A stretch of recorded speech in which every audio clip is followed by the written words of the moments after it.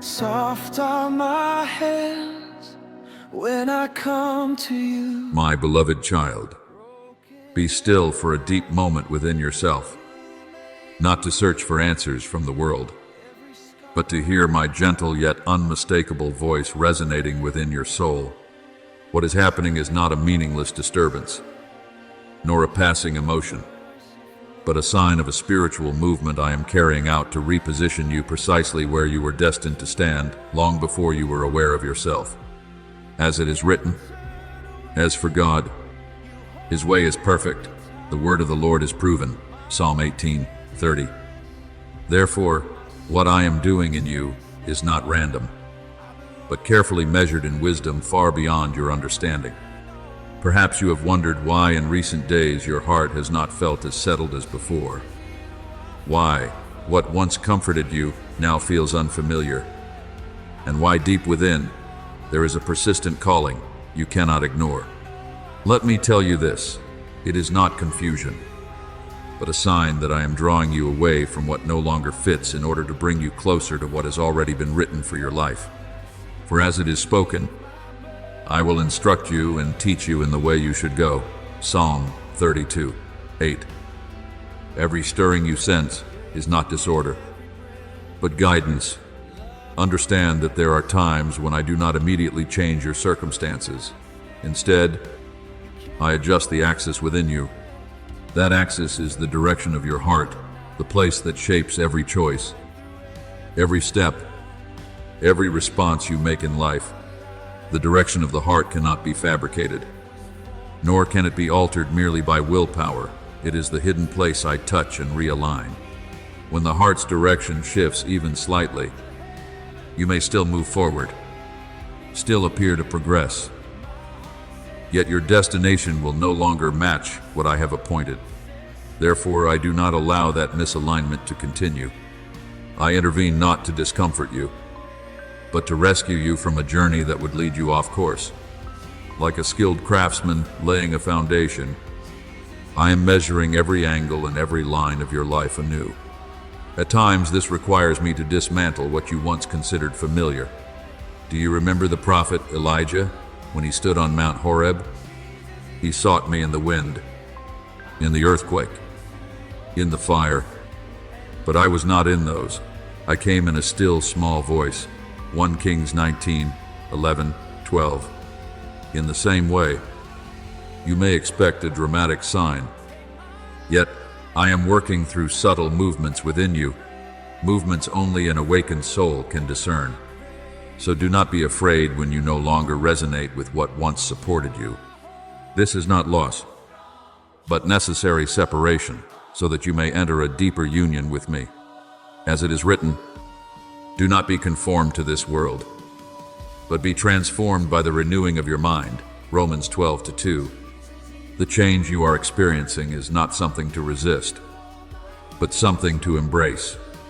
There are doors I am closing before you, not because I wish to take something from you, but because I am protecting you from paths that do not lead to life. And there are other doors I am quietly preparing to open, though you do not yet see them clearly, because I desire that you learn to trust before you see. That is why I am placing within you a new sensitivity, a deeper awareness of what is right and what no longer aligns. This is discernment, a gift I give so that you will no longer walk by emotion, but by truth. My beloved child, there is a story you may not have pondered deeply. When Jonah was sent to the city of Nineveh, he chose to go in the opposite direction. Yet no matter how far he ran, I adjusted his journey even through the storm and within the belly of the great fish to bring him back to the right course. Jonah 1:2. This was not to punish him, but to reposition him. And I tell you, I am doing the same in you more gently, more subtly because you are listening. So when you feel an invisible force restraining you from decisions that seem reasonable, do not grow frustrated or doubt yourself. That is my hand upon you, preventing a misstep. When you sense you can no longer continue as before, it is not weakness, but a sign that you have outgrown where you once stood. And when you begin to long for something deeper, more authentic, it is because I am drawing you into closer communion with me. I am not merely correcting the direction of your heart. I am preparing you for a season in which you will no longer be pulled by circumstances, but led by inward unity. A season where you will not have to strive to be right, but will naturally walk in what is right because you have been aligned within. As it is written, a man's heart plans his way, but the Lord directs his steps. Proverbs 16:9. Your part is not to understand everything, but to trust. Keep your heart soft before me. Do not resist the change. Do not attempt to return to what I have already brought you out of. What lies ahead is not emptiness, but a prepared path. And when you step into it, you will realize that what you are experiencing now is not meaningless disruption, but divine rearrangement so that you may function rightly within the purpose I have assigned. For I am not only leading you forward, I am transforming you into someone who can walk rightly. And once you are aligned from within, no circumstance will be able to knock you off course. Be at peace, for I am working, and my work in you is perfect. My beloved child, turn deeply into the innermost place of your soul, for what I am doing is not simply calling you back, but drawing you to the true center, appointed from the beginning. The direction of your heart must return to me like a compass needle returning to true north, no longer spinning according to the noise of emotions or the shifting glances of people.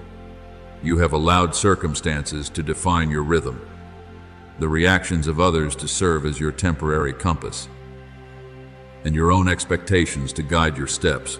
But I declare that your center is not there. Trust in the Lord with all your heart, and lean not on your own understanding. Proverbs 3:5. For when you rely on me, peace will flow like a river into the banks of your soul, and discernment will unfold like an unstoppable dawn. When the direction of your heart is straightened, your inner strength is reinforced, like a kite flying steadily because the one holding the string stands firmly against the wind. Your soul will reach its proper height when it is no longer pulled by the opposing forces of fear and the need for approval. If recently you have felt a powerful pull drawing you nearer to me, it is not emotional illusion, but my hand adjusting your trajectory so you will not wander into unnecessary detours. From that alignment, I touch an even deeper layer, the motives hidden beneath each of your actions. Motive is the whisper within your heart that only I fully hear. It is the true reason behind decisions you sometimes avoid facing directly. When motive is even slightly misaligned, a noble purpose becomes a heavy burden. But when motive is purified, the burden turns into glory because you know you are acting for me. All a man's ways seem pure to him, but the Lord weighs the spirit. Proverbs 16:4. So I do not look only at what you do, I examine why you do it. That is why I have allowed certain doors to close, not to punish you, but to protect your motives from being tainted by ambition or the fear of abandonment. I have allowed some relationships to fade so that you would no longer do what is right merely to be seen. I have let certain expectations dissolve so that you would stop chasing recognition you believed was necessary. Within that removal, there is mercy, for I desire that you act for me, not for the gaze of any other. Remember the story of King Saul when he offered the sacrifice without waiting as he had been commanded. He acted out of fear that the people would scatter rather than out of reverence for me. And as a result, his kingdom was shaken. But David, though only a shepherd, was chosen because his heart was aligned with mine. 1 Samuel 13:14. I do not seek outward success. I seek an upright heart. When your motives are purified, you will no longer be governed by praise or criticism, because your joy will come from my approval. Right motives free you from the pressure to prove yourself. They cause you to do what is right as an act of worship, not as a competition. To understand this more clearly, remember Joseph, when he was sold into slavery and falsely accused in prison, his motive did not change. He did not serve to gain recognition, but to remain faithful to me in hidden places. It was that purity that lifted him in Egypt, not as a reward for ambition, but as the fruit of steadfast loyalty. The Lord was with Joseph, Genesis 39:2, and that presence was enough to transform imprisonment into a launching ground for great purpose. In the same way, when your motives are cleansed, I will place you in position not because you demanded it, but because you are ready to carry it. My beloved child, returning to the center and refining your motives are inseparable. They stand like two pillars supporting the temple of your life. When the direction of your heart is fixed on me, your motives will not be pulled astray. When your motives are refined, the direction of your heart will no longer be enticed by false light. Blessed are the pure in heart, for they shall see God. Matthew 5:8. And I desire that you see me not only in moments of prayer, but in every action, every decision, every step. Therefore do not mourn what I have removed. Do not attempt to reopen doors I have closed. Allow this process to be completed in you. When your heart is repositioned in me, and your motives become pure, you will experience a new freedom. Freedom from the pressure to be understood, from the need to be applauded, from the fear of being forgotten. Then you will walk lightly, yet firmly, knowing you stand at the true center, and everything you do will flow from unity with me. I am leading you there not by force, but by unfailing love, so that your life will not only be rightly aligned, but radiant in the holiness of motives wholly surrendered to me. My beloved child, grasp this deeply within your soul. The purity of motive does not make you weak before the world. It sharpens you like a blade refined in holy fire. When your heart no longer seeks the gaze of approval, when your actions are no longer driven by fear of being overlooked, you become so free that the world has no cord left to pull you. The Lord looks at the heart, 1 Samuel 16:7. And when your heart stands upright before me, your voice carries authority without needing to be loud. You do not have to be noisy to be heard, for the conviction within you is strong enough to shift the atmosphere around you. Pure motive causes you to speak less, yet carry greater weight, to move steadily while the ground itself is changed, and to love not out of lack, but out of abundance. Look back over the journey you have walked. There were seasons when you tried to prove yourself, striving to surpass others just to confirm your own worth. And at times, you withdrew when misunderstood because you feared losing acceptance. But I am shaping within you a different version of yourself, one no longer controlled by applause nor crushed by criticism. Blessed is the one who trusts in the Lord, Jeremiah 17:7. For that person no longer depends on external sources to stand firm. When your motives are purified, you love with maturity rather than from the need to be loved in return. You act with certainty rather than from the urge to prove yourself.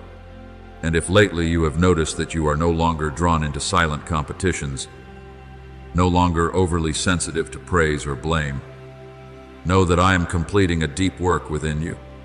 I am doing this not to separate you from the world, but to enable you to stand within it without being pulled by it.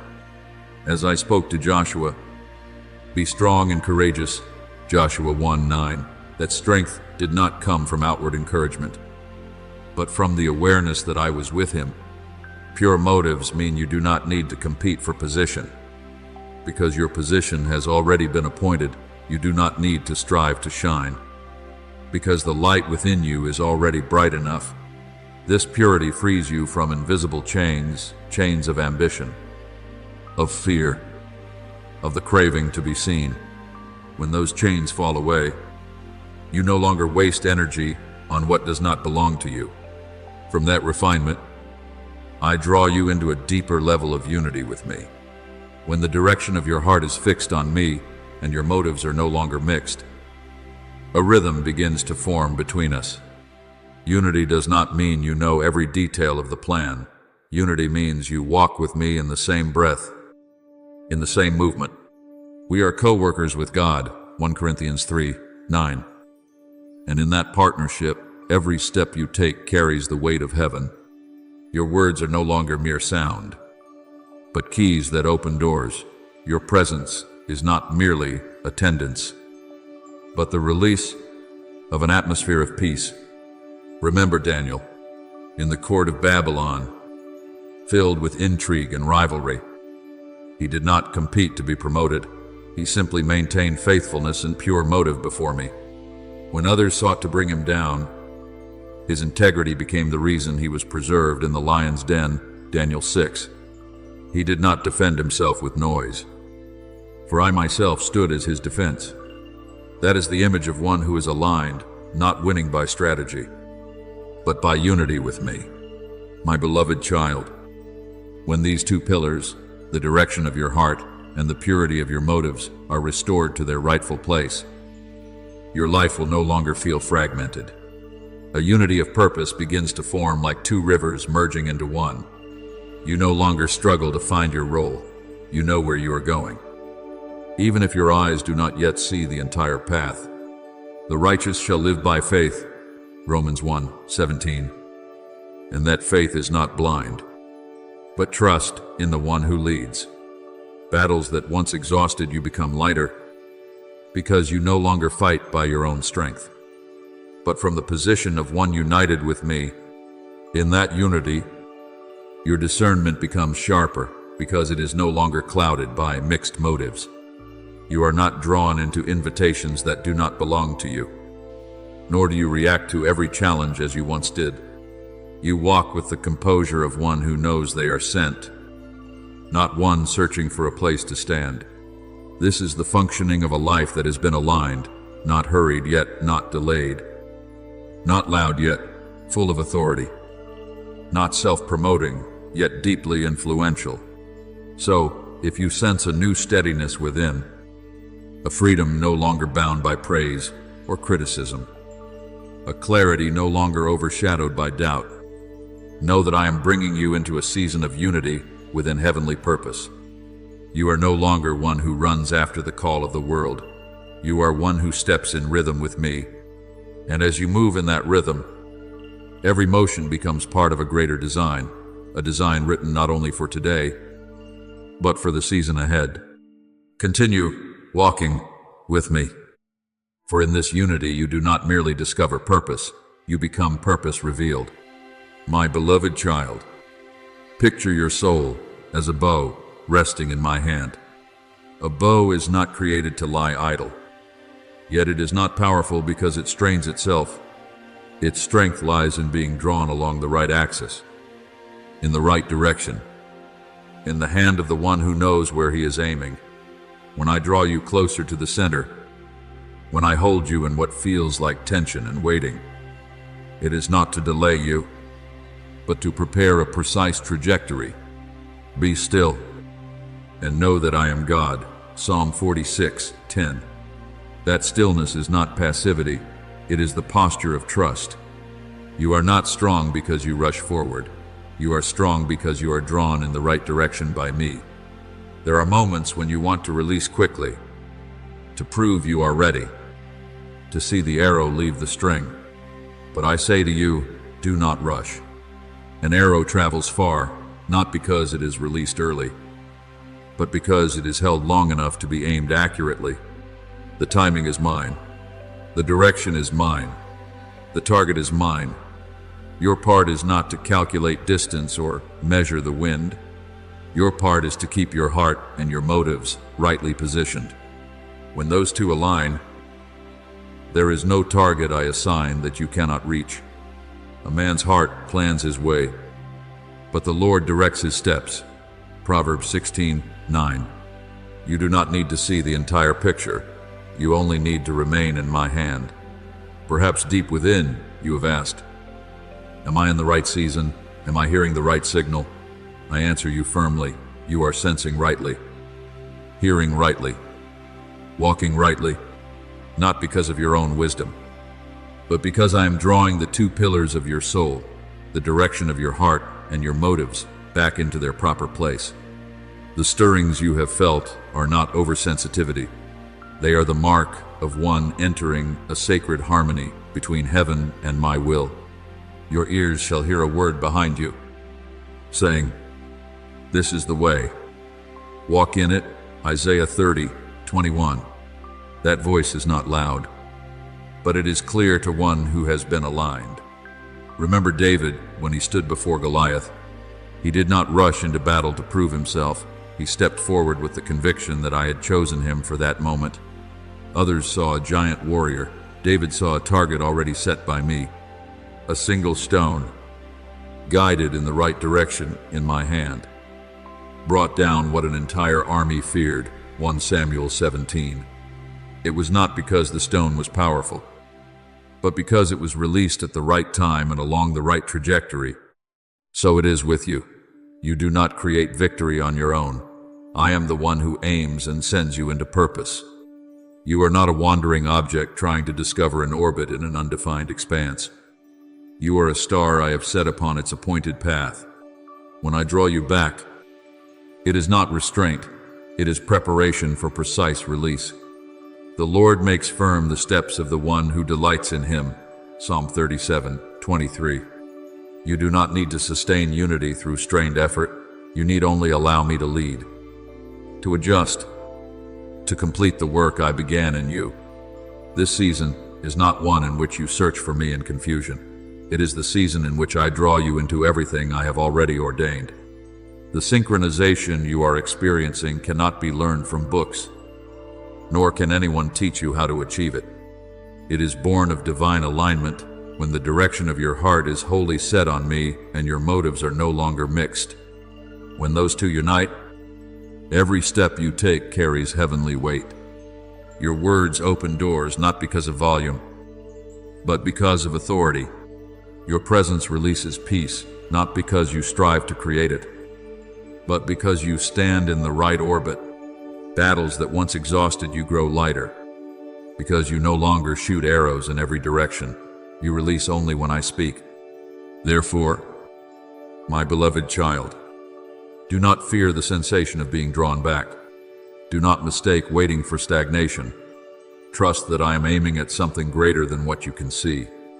When the moment arrives, I will release the arrow, and when I do, it will travel farther than you imagine, straighter than you expect, and strike the target I have chosen. You are not lost. You are not delayed. You are in the hand of the one who created every path. Remain still in that guidance. For in my hand, you are not merely drawn, you are launched into the destiny written for you from the beginning. Listen even more deeply, for I want you to understand that I unite you with purpose, not by force, but by a holy gravitational pull that proceeds from me. Heaven does not shove you into position through pressure, it draws you toward the center through love and truth. Just as the earth holds all things in orbit by an unseen force, I place within your soul a spiritual gravity that causes what is not meant for you to fall away, and what belongs to your destiny to move steadily closer. You do not need to strain to hold what I did not send, if it is not from me. It will not remain, nor must you chase what I have ordained, if it is yours. It will find its way to you. Every good and perfect gift is from above, James 1:17. And what I prepare for you will not lose its way. Unity in purpose is not a tense race. It is the steady flow of right direction when your heart inclines toward me. When the season of alignment operates, you will realize you no longer need to compete for position, maneuver to secure your place, or prove your value before any gaze. I work on your behalf in ways you do not immediately see. For the Lord will fight for you. You need only to be still. Exodus 14:14. That stillness is not indifference. It is trust that my pull is stronger than every push of the world. The way I draw you into position is not through thunder, but through subtle adjustments filled with power. I alter the rhythm of your thinking before I alter the path of your steps. I plant within you a hunger for what is spiritual and a weariness toward what is empty. I sharpen your sensitivity to what is false and deepen your peace toward what is true. When you begin to feel disinterest in what once attracted you, when temporary glitter no longer captivates you, it is I who am turning the axis within you. I will give you a new heart and put a new spirit in you. Ezekiel 36:26. True change does not begin in circumstance. It begins in the heart. Understand this clearly. I do not lead you by fear. I do not threaten you into the right path. I guide you by the inclination of your heart. When your heart leans toward me, wrong paths naturally lose their appeal. You cannot drift far from your orbit if your heart remains turned toward the center, just as a sunflower turns toward the sun without being commanded. Your soul will adjust itself when my light shines upon it. This is the first mechanism of alignment. I draw the heart before I draw the feet. Remember Ruth. No one forced her to leave her homeland to follow Naomi. It was the pull of love and trust that moved her to declare, "Your people shall be my people, and your God, my God." Ruth 1:16. That inclination of her heart brought her into the orbit of a great lineage. She did not compete for a place in a grand plan. She simply walked in the direction her heart had chosen. And I led her to the field of Boaz as a quiet arrangement of providence. In the same way, when your heart leans rightly, I will orchestrate intersections you could never manufacture. You do not need to preserve relationships I did not send. They will naturally move out of orbit. You do not need to cling to opportunities that are not yours. They will dissolve like mist. Nor must you chase what I have inscribed with your name. It will find you when the time ripens. The steps of a good man are ordered by the Lord, Psalm 37:23. And when I order them, no force can misalign them. Therefore, my beloved child, do not panic when certain things fall away. Do not be anxious when former dreams no longer hold the same attraction. This is the evidence of alignment at work. I am lightening your load so you may flow in the right direction without resistance. When your heart inclines toward me, all other paths are filtered accordingly. You do not need to grasp every detail of your purpose. You need only keep your heart soft and facing the right direction. And when that unity is complete, you will realize you are moving without strain, advancing without forcing yourself. Heaven will be working on your behalf in ways unseen. You are not pushed by pressure, you are drawn by love. You are not a wanderer searching for the center. You are one being drawn back to the true center by the one who designed every orbit. Allow me to continue this work within you. Let me draw the heart before I draw the step. For when your heart fully belongs to me, no road can carry you outside the purpose I have appointed. My beloved child, when I prepare to place you in the position already ordained, I do not only touch your heart, I begin to shift the environment around you. A soul that has been elevated cannot remain comfortably in its former space. The second mechanism I employ is the adjustment of your atmosphere. When the frequency of your soul changes, connections that no longer resonate will gradually fade. You do not need to sever anyone through coldness or harsh words. I need only raise the frequency within you, and everything will rearrange itself. Like a radio tuned to a higher signal, the old sounds can no longer be received. It is not because you are arrogant, nor because others are wrong. It is because your soul is now transmitting on a different wavelength. You will notice that conversations once vibrant now feel shallow. Relationships that once felt close may no longer resonate in the same way. No one needs to be blamed. This is the natural alignment of heaven. Can two walk together unless they are agreed? Amos 3:3. When harmony fades, the steps slow, not out of resentment, but because the direction has changed. I do not require you to strain to preserve connections I did not intend to keep for the long journey. When the frequency shifts, what does not belong to the new orbit will fall away like leaves at the end of a season, and what is truly yours will find its way into the rhythm that now carries you. Remember Abraham when he was called to leave his homeland? Not everyone could go with him. The calling lifted him into a new orbit, and the old space could no longer contain the new vision. Go from your country to the land I will show you, Genesis 12:1. As he stepped forward, a new environment began forming around him. I am doing the same with you. As you enter this season of unity, the former environment will no longer fit. Do not fear that change. It is the sign that you are being positioned higher. The third mechanism I activate is the refinement of your inner sensitivity. As I draw you nearer to purpose, I elevate your capacity for discernment. You will begin to sense what is right or not right before your mind can fully analyze it. There will be places you enter where your spirit suddenly feels heavy, as though an unseen door has closed. That is, my quiet no. There will be invitations that appear reasonable but stir unease within you. This too is a gentle warning. Conversely, there will be opportunities not yet fully formed, not perfectly arranged. Yet when you consider them, peace settles and clarity rises. That is, my continue. Let the peace of God rule in your hearts. Colossians 3:15. Peace is not merely a pleasant feeling, it is my confirmation. I do not speak only through dramatic declarations. I speak through the breath of your soul. Through inner responses you cannot fabricate. Do not dismiss those subtle stirrings. They are the language of heaven placed within you. The closer you move toward purpose, the clearer that sensitivity becomes. Remember the prophet Samuel when he sought the anointed one among the sons of Jesse.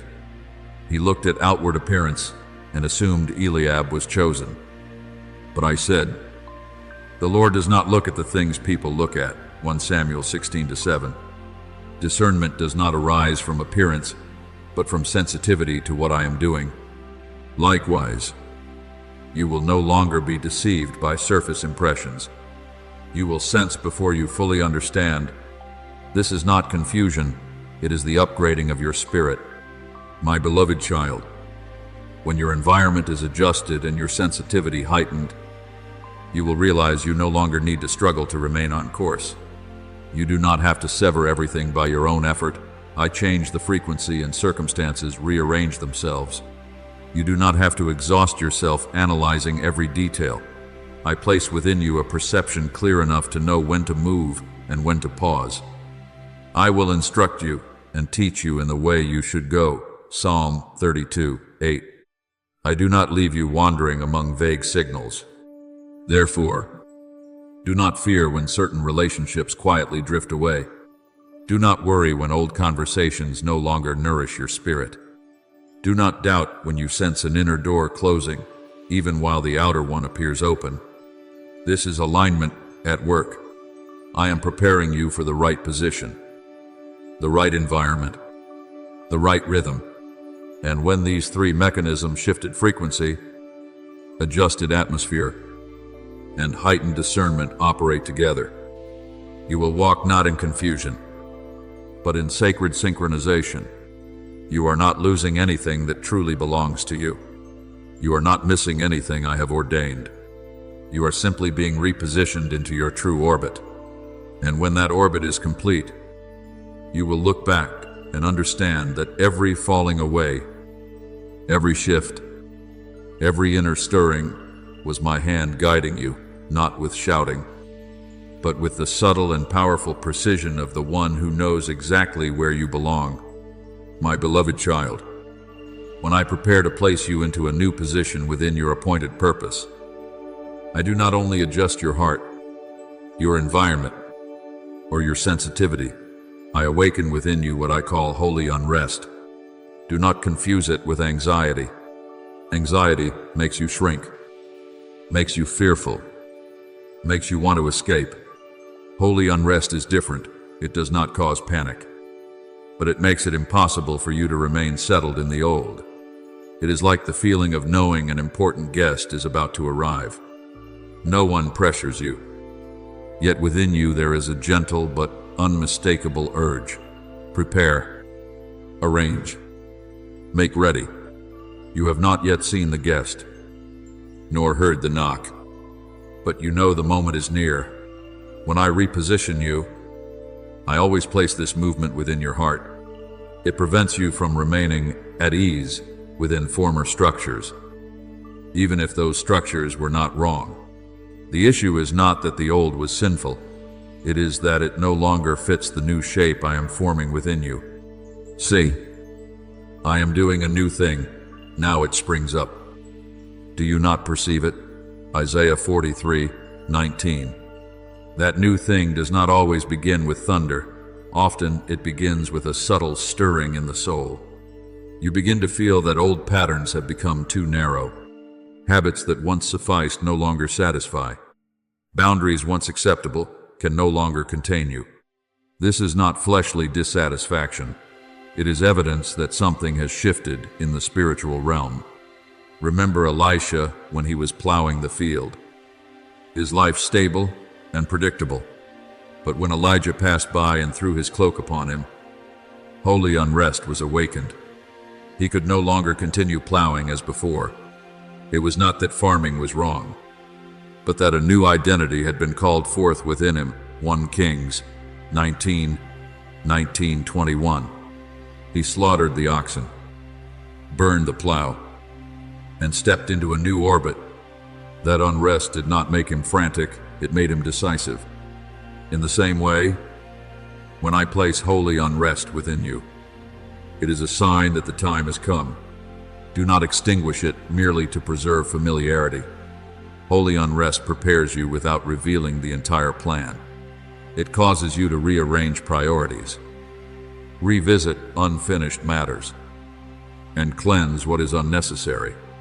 It inclines your heart more deeply toward me, as though your soul is standing at the threshold of a new room.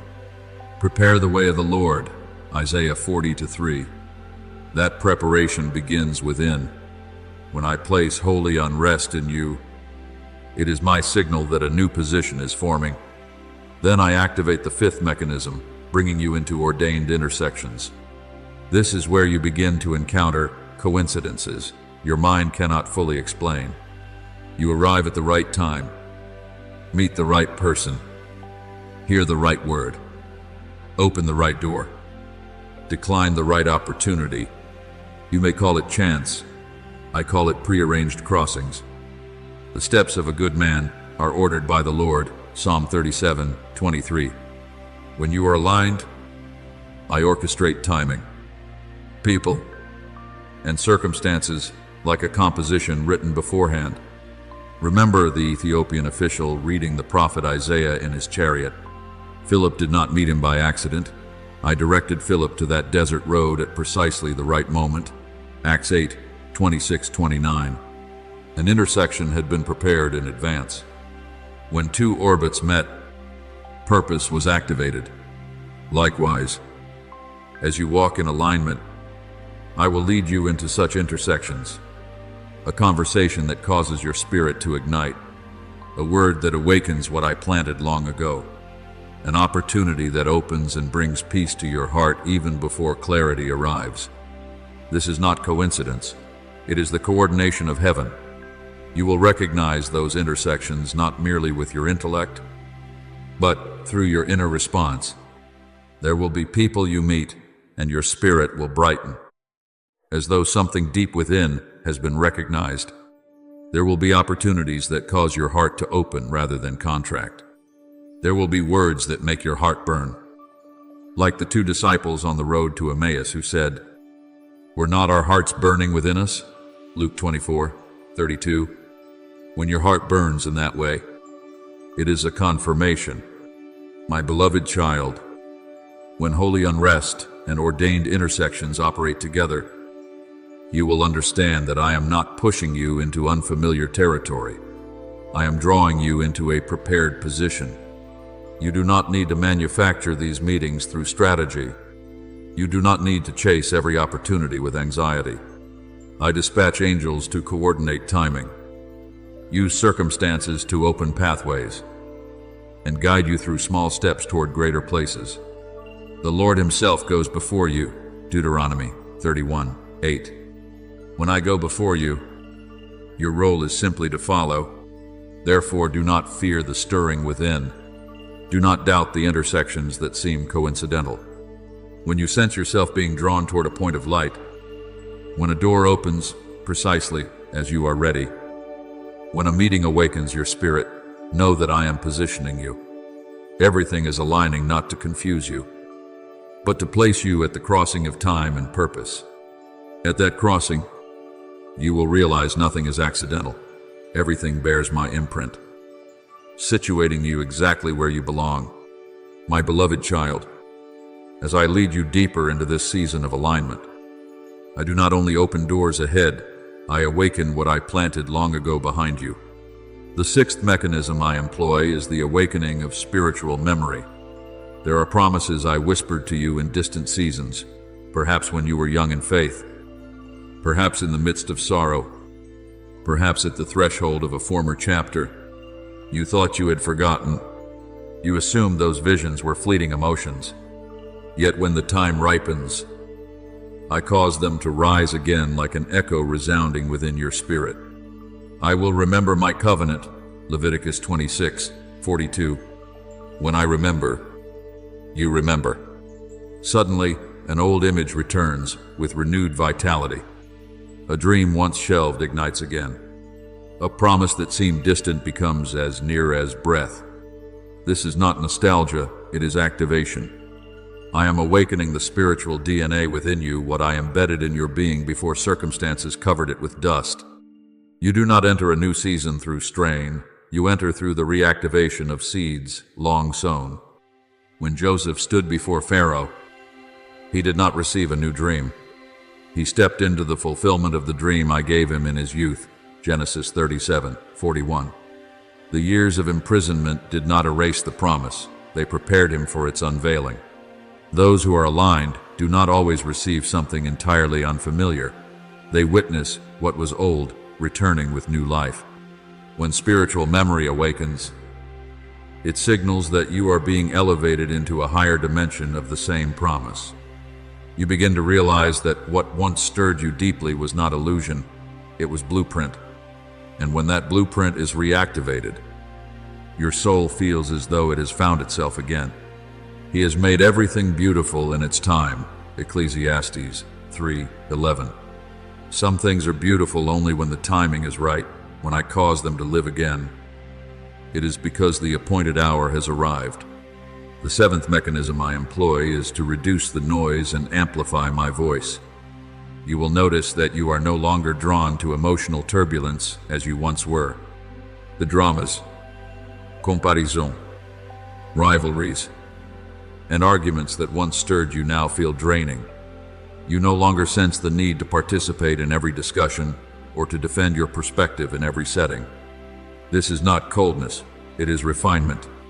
I am sharpening the ears of your spirit to recognize my sound above all others.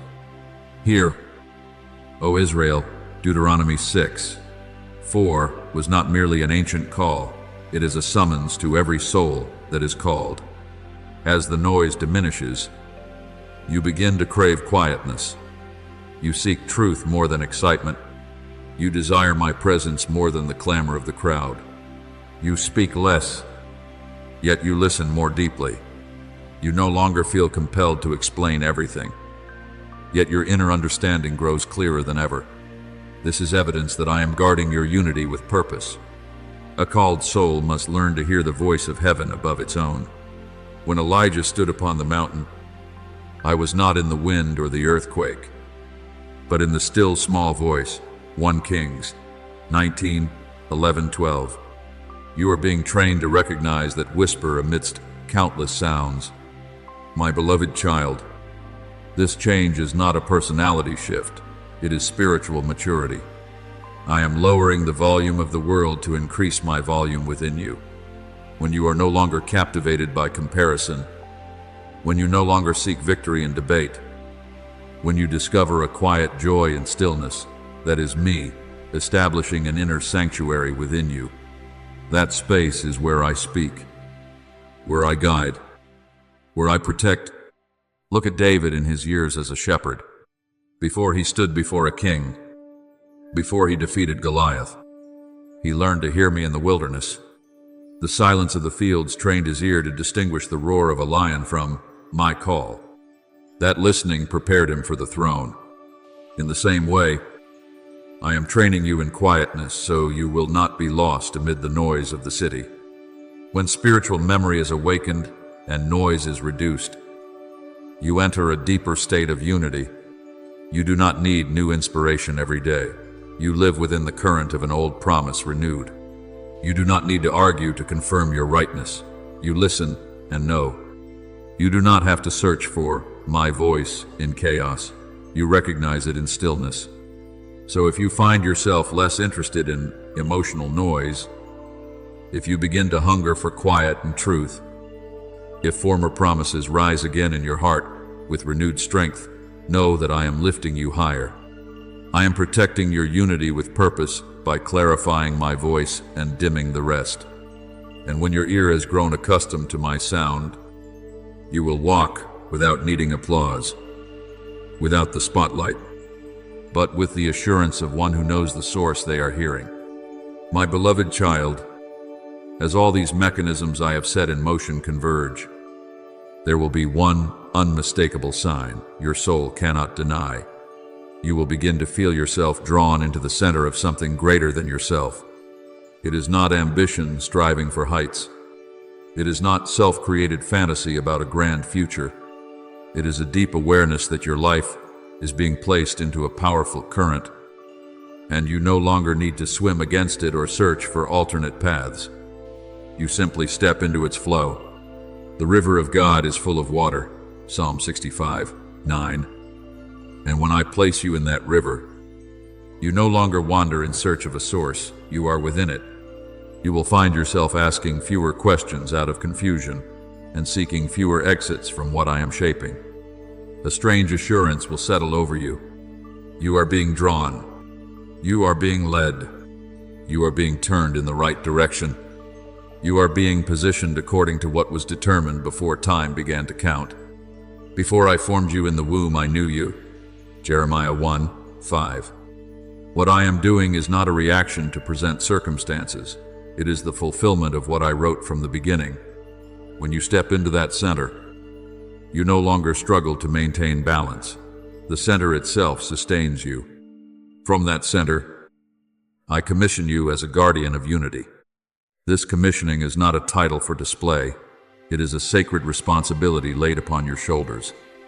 You are not only placed in the right position, you are entrusted with authority to remain firm within it. You are no longer a soul carried by crowds or pushed by emotion. You are no longer a leaf spun by circumstances. You become one who steers the inner life, not self-directed, but guided directly by my voice. When I commission you, I cloak you with the mantle of the chosen, not for spectacle, but for operation in holy authority. That authority does not elevate you above others. It aligns you with what I have assigned. From this moment, the atmosphere of heaven will rest upon you, not because you seek light, but because you dwell near its source. Wherever you step will grow brighter, calmer, clearer, not by your striving, but because my presence accompanies you. You are the light of the world, Matthew 5:14. Light does not argue with darkness. It simply appears, and darkness retreats. When you stand firm in unity, the places you enter are influenced by the stability within you. A guardian of unity is not swayed by external turbulence. When emotions surge, you retain your center. When conflicting voices rise, you still hear mine clearly. When opportunities come and go, you do not panic. You know you are within an ordained current. The Lord is your keeper, Psalm 121:5. Because I keep you, you are able to guard the position I entrust to you. My beloved child, commissioning does not eliminate trials, but from now on, trials will no longer define you. You do not fight to discover your identity. You stand from an identity already affirmed. You do not strive to create unity. You protect the unity already established. That distinction makes you steady in the storm. When the wind blows, You do not question the foundation, you stand upon it. Let this echo within your spirit. You are not drawn into the center to remain static there. You are placed in the center to become a stabilizing axis for what I will accomplish through you. When you are united with purpose, you become a reference point for others. They will find peace near you because you have found your center in me. They will see more clearly because you have been positioned in the light. So do not diminish the significance of being drawn inward. Do not fear the weight of commissioning. I never place upon you what exceeds the grace I supply. You are commissioned not to rise above others, but to stand rightly in this season. And when you stand rightly, everything I have ordained will flow through you naturally, without strain, without display, yet full of power. You are no longer pulled by the world. You are held by the center. You are no longer searching for position. You have become the position I wrote for you before the first dawn. My beloved child, having placed you in the center and clothed you with the mantle of unity's guardian, I do not send you forward without strategy for sustaining long-term alignment. Alignment is not a moment, it is a way of living. Therefore, I give you the first strategy. Keep your heart within the realm of true light. This means you must learn to stand before me in absolute honesty. Do not bring me the version you think I expect. Do not edit your prayers to sound proper. Bring me your real self, your weaknesses, your question, even the shadows you hesitate to face. If we walk in the light as He is in the light, we have fellowship with one another. 1 John 1:7. The light does not shame you, it frees you. People do not drift from me because they stumble. They drift because they conceal. When you hide, you construct a wall between my presence and your soul. But when you are honest, my light penetrates as deeply as you allow it. You do not need to cleanse yourself before you come. You simply need to come. Remember David after his failure, when he cried out, "Create in me a clean heart, O God." Psalm 51:10. It was his honesty that reopened the door to restoration. When you keep your heart within the realm of true light, you will never lose direction, because that light exposes the smallest misalignments before they grow into great deviation. This is the foundation of long-term alignment, not perfection, but transparency. The second strategy I give you is the cultivation of spiritual stillness. You do not need to offer me long hours while your mind remains noisy. You need genuine pauses. 1 minute of complete stillness with me is more powerful than an hour of restless activity. Stillness is the control room where I recalibrate your frequency. Be still and know that I am God. Psalm 46:10. Stillness is not empty space. It is the quiet arena of power at work. You live in a world saturated with noise, voices of others, social expectations, endless streams of information. If you do not learn to pause, your alignment will slowly blur, like a compass placed near a strong magnetic field. Stillness returns the compass to true north. Before you decide, pause. Before you react, breathe deeply and remember me. Before entering a conversation, give me a moment to adjust your inner posture. These pauses are small, yet mighty. They create the space I need to restore unity within you. Remember Mary sitting at my feet while Martha was busy with many tasks. I did not condemn service. I reminded her that Mary has chosen the better part. Luke 10:42. The better part is not doing less. It is beginning from presence. When you learn to prioritize stillness before activity, you act from clarity rather than pressure. My beloved child, stillness is not weakness, it is strategy. It protects you from impulsive reaction. It keeps your heart tender. It magnifies my voice above the noise. When true light and spiritual stillness converge, you establish a stable foundation for lasting alignment. You no longer need to repair major deviations, because you correct minor shifts daily. keep your heart open to the light. Preserve pauses in your day to return to me. When you live this way, unity will not be something you struggle to maintain. It will become the natural state of your soul. And in that state, you will walk without losing direction. For light will guide you, and stillness will keep you centered. My beloved child, if alignment is to become more than a fleeting moment of inspiration, and instead a sustained current, you must learn the third strategy: govern your thoughts. Those who lose direction do not do so because they lack gifting or calling, but because they allow their minds to wander without stewardship. Thoughts are like small streams running down a hillside. If you do not channel them, they will flow to the lowest, easiest, darkest ground. But when you carve the right channels, the same water can nourish a garden. We take every thought captive to make it obedient to Christ. 2 Corinthians 10:5. This is not a call to strain. It is an invitation to discipline. Whenever your mind begins to drift into fear, pause and ask, does this voice come from heaven? I do not lead you through fear. For God has not given us a spirit of fear. 2 Timothy 1:7. If a thought causes you to shrink, question your identity, or lose peace, recognize that it does not reflect my voice. And whenever you are tempted to judge yourself harshly, ask, does this align with the identity I have given you? I correct in love, but I do not condemn to drive you away. Governing your thoughts is not a one-time battle.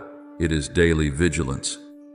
Like a watchman guarding a city gate, if the gate stands open, strangers enter. If you stand watch, the city remains at peace. Remember David when he stood before the threats of Goliath. The entire army of Israel allowed fearful thoughts to dominate them for 40 days. But David governed his mind differently. He did not allow the roar of the enemy to become his truth. He recalled the lion and the bear I had enabled him to overcome. He nourished the memory of my faithfulness instead of magnifying the image of the threat. That stream of thought shaped his action. 1 Samuel 17. In the same way, the thoughts you cultivate today will determine the victories you step into tomorrow. The fourth strategy I give you is to maintain a spiritually clean environment. You cannot preserve alignment if you continually immerse yourself in spaces that fragment your soul. Environment is not merely a physical location, it is atmosphere, relationships, content, and conversations you permit to enter your heart. Do not be deceived. Bad company corrupts good character. 1 Corinthians 15:33. This does not mean you despise anyone. It means you exercise wisdom about what you allow to influence the frequency of your soul. Just as a flame requires clean air to burn brightly, your soul requires a clean, spiritual environment to sustain unity. If you place a flame in thick smoke, it weakens, not because it has lost its nature, but because it lacks oxygen. You must choose who is allowed to step deeply into your inner world. You must choose the content you consume. You must choose the conversations you engage in. Not everything harmless is beneficial. Not every opportunity is aligned. I want you strong enough to say no to spaces that disturb your peace, even when they appear attractive on the surface. Remember Daniel in Babylon. He lived in a foreign environment, yet he resolved not to defile himself with what was set before him. Daniel 1-8. He did not change the empire, but he established boundaries. That decision preserved his stability in a foreign court. You may not control every environment around you, but you can control what you allow within you. My beloved child, governing your thoughts and choosing your environment are not separate strategies. They reinforce one another. If you guard your thoughts but remain in environments that constantly distort them, you will grow weary. If you choose healthy environments but fail to steward your mind, old voices will resurface. When both operate together, your soul remains clear and focused. Therefore, Each day guard your mind like one who protects a water source. Choose your atmosphere like one who tends a flame. When you do this, alignment will not fade over time, it will strengthen. And in that strengthening, you will walk with clarity that does not arise from circumstances, but from a soul that is protected, nourished, and directly guided by me, my beloved child, so that the unity you are entering will not be disrupted by small deviations accumulating over time. I give you the fifth strategy: recognize early signals of misalignment.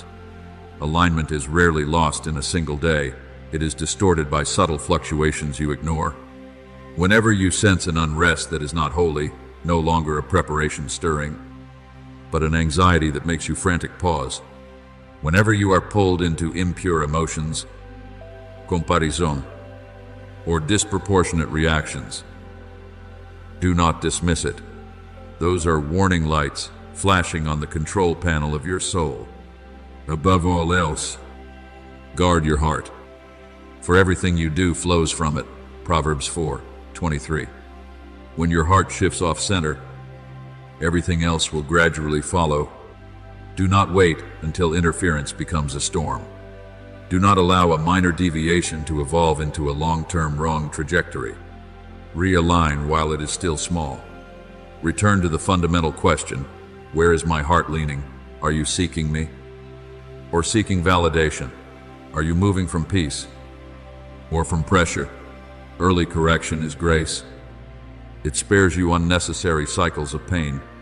When Peter began to sink on the water, he did not sink because the wind suddenly intensified. He sank because his eyes moved away from me. Matthew 14:30. Yet the moment he cried out, I reached for him. The same is true for you when you recognize early and turn back.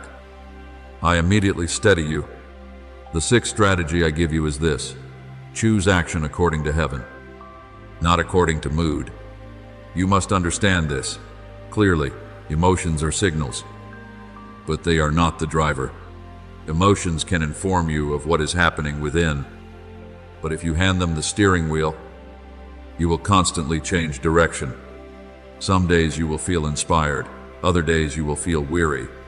Some days you will sense strength, other days you will feel empty. Yet obedience does not fluctuate with mood. The righteous shall live by faith. Romans 1:17. Faith does not depend on feeling. It anchors itself to my word. The one who maintains alignment understands that faithfulness does not wait for favorable emotions. They pray even when enthusiasm is absent. They keep their word when no one is watching.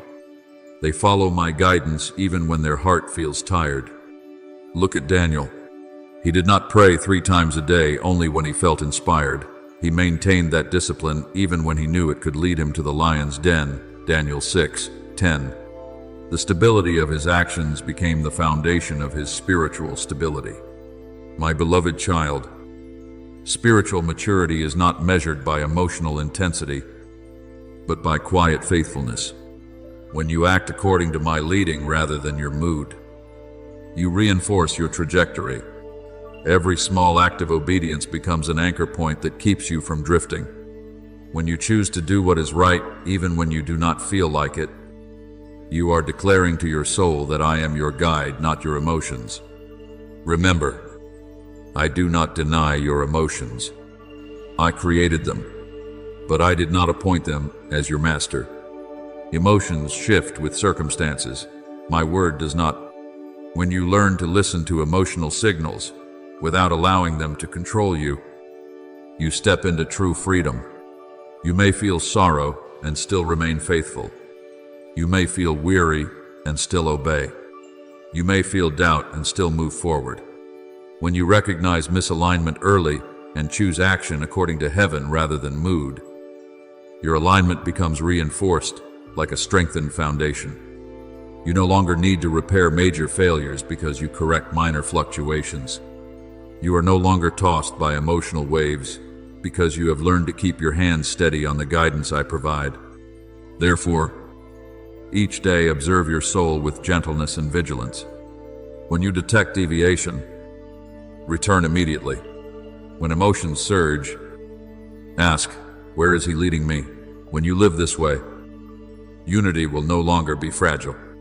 It will become a firm foundation upon which you walk, not according to the winds of feeling, but according to the steady current of my spirit moving through your life, my beloved child, so that your alignment is not swept away by the hurried rhythm of the world. I give you the seventh strategy. Live as one who carries a legacy, not as one who runs a race against others. The runner glances sideways to measure distance. The legacy bearer looks forward to complete what has been written. You do not live to defeat anyone, surpass anyone, or be ranked above anyone. You live to fulfill the scroll I have written concerning your life. All the days ordained for me were written in your book, Psalm 139:16. Your trajectory was not designed by human measurement, it was shaped by heavenly purpose. When you begin to see your life as a legacy in construction, your pace will change.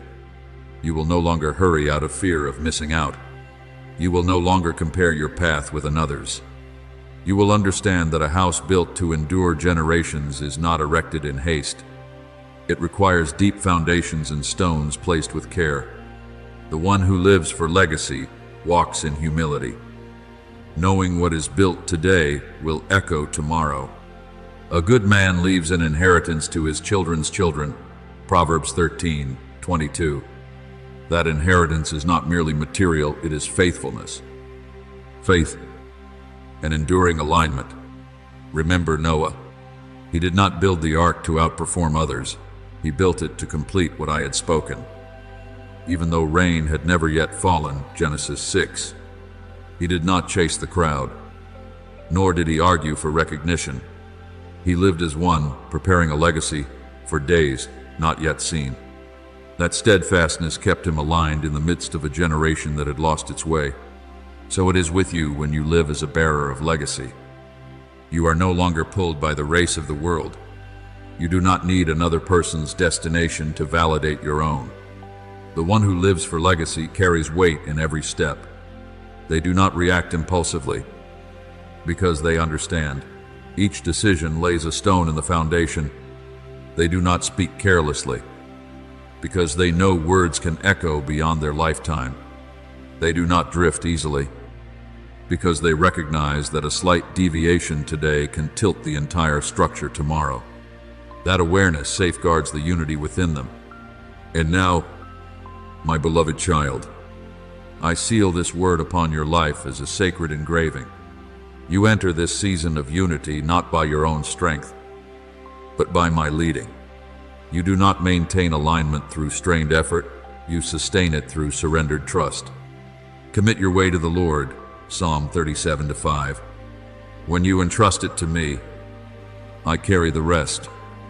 You do not operate by fleeting emotion, you operate by delegated authority. I am within you to strengthen you. I go before you to prepare the way. I stand beside you to steady your steps. And I gather every fragment that once seemed misaligned, every experience, every stumble, every lesson, and weave them into a life that stands clear before heaven. Nothing in your journey has been wasted. I am able to weave all things into purpose. You are no longer one who searches for position. You are one who stands in the position already ordained. You no longer live to prove. You live to fulfill. When you remain in the light, in stillness, in disciplined thought, in clean environment, in early awareness of deviation, in obedient action, and in a legacy vision, your alignment will become firm like unshakable stone.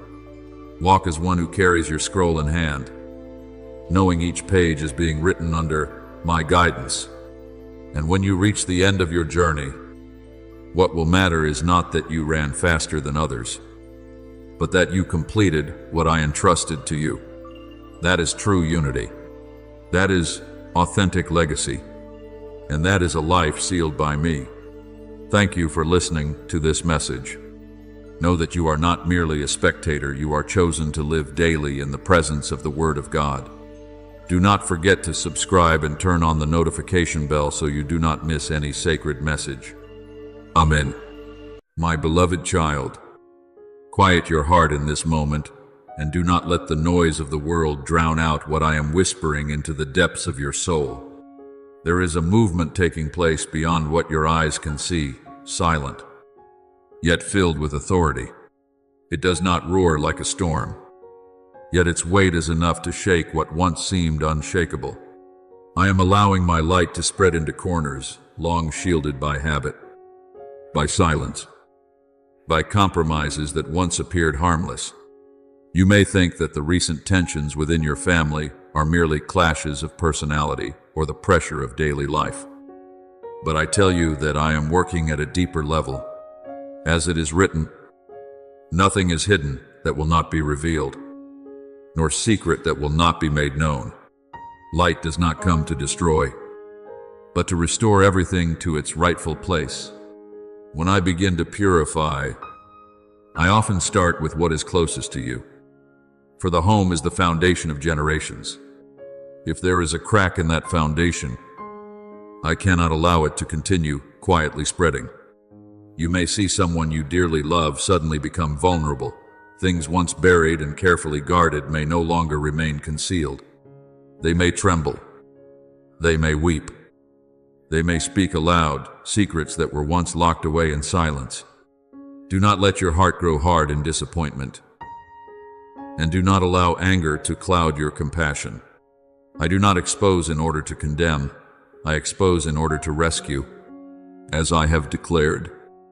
I take no pleasure in the death of the wicked, but rather that they turn from their ways and live. When truth is named, it signals the possibility of life, not rejection. Remember the account of Jehoshaphat when the law was read before the gathered people. For a long time, many had lived in a mixture of worship and compromise. But when the word was proclaimed, their hearts were pierced and they wept openly. They were not humiliated. They were awakened to the distance between their lives and the light I desired to lead them into. Those tears paved the way for a profound renewal among the people. In the same way, the tears you witness in your family are not the end of the story. They are the beginning of revival. The Lord is close to the brokenhearted, and when a heart breaks open, I draw near. You may wonder why I allow familiar foundations to be shaken. You have grown accustomed to outward stability and fear that when things tremble, everything will collapse. But understand this, I only shake what is not anchored in truth. What belongs to me will stand firm under the light. What does not belong to me will fall away on its own, like fire refining gold. I do not burn to destroy what is precious, but to remove impurities. When I allow truth to rise, I am making room for mercy to enter. For when sin is called by its true name, forgiveness can reach the exact place where it is needed. Do not think that I am indifferent to your pain. I see every tear yours and those of your loved ones. I do not stand at a distance observing. I stand among you as a father holding both sides in my embrace. My light is not like a spotlight meant to expose for public criticism. It is like the morning sun that disperses the fog so you can see the path ahead. When hidden things are brought into the open, the enemy loses his hiding place. When truth is spoken, the power of deception is broken. You will know the truth, and the truth will set you free. Therefore, do not fear truth, even if it brings momentary pain. I know you may feel tempted to react quickly, to fix everything with strong words or immediate action, but I am calling you to stand firm, not in harshness, but in peace. This is the season in which you learn to keep your heart tender while the ground shifts around you. When your loved ones are confronted by light, what they need to see in you is gentleness rather than judgment. You have not been given the role of a judge. You have been entrusted with the role of a witness to my love. Like the father in the parable of the prodigal son, when truth awakened the son to his condition, the father's open arms were already prepared.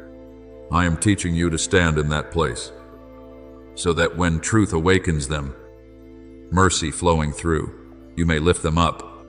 Some things you once believed were solid foundations will be tested in this season. Do not mistake testing for destruction. I am not dismantling your family. I am purifying it so that it may be rebuilt upon the rock. Just as a house built upon the rock does not collapse when the winds blow and the floods rise. I am shifting your foundation from concealment to transparency, from heavy silence to conversations in the light.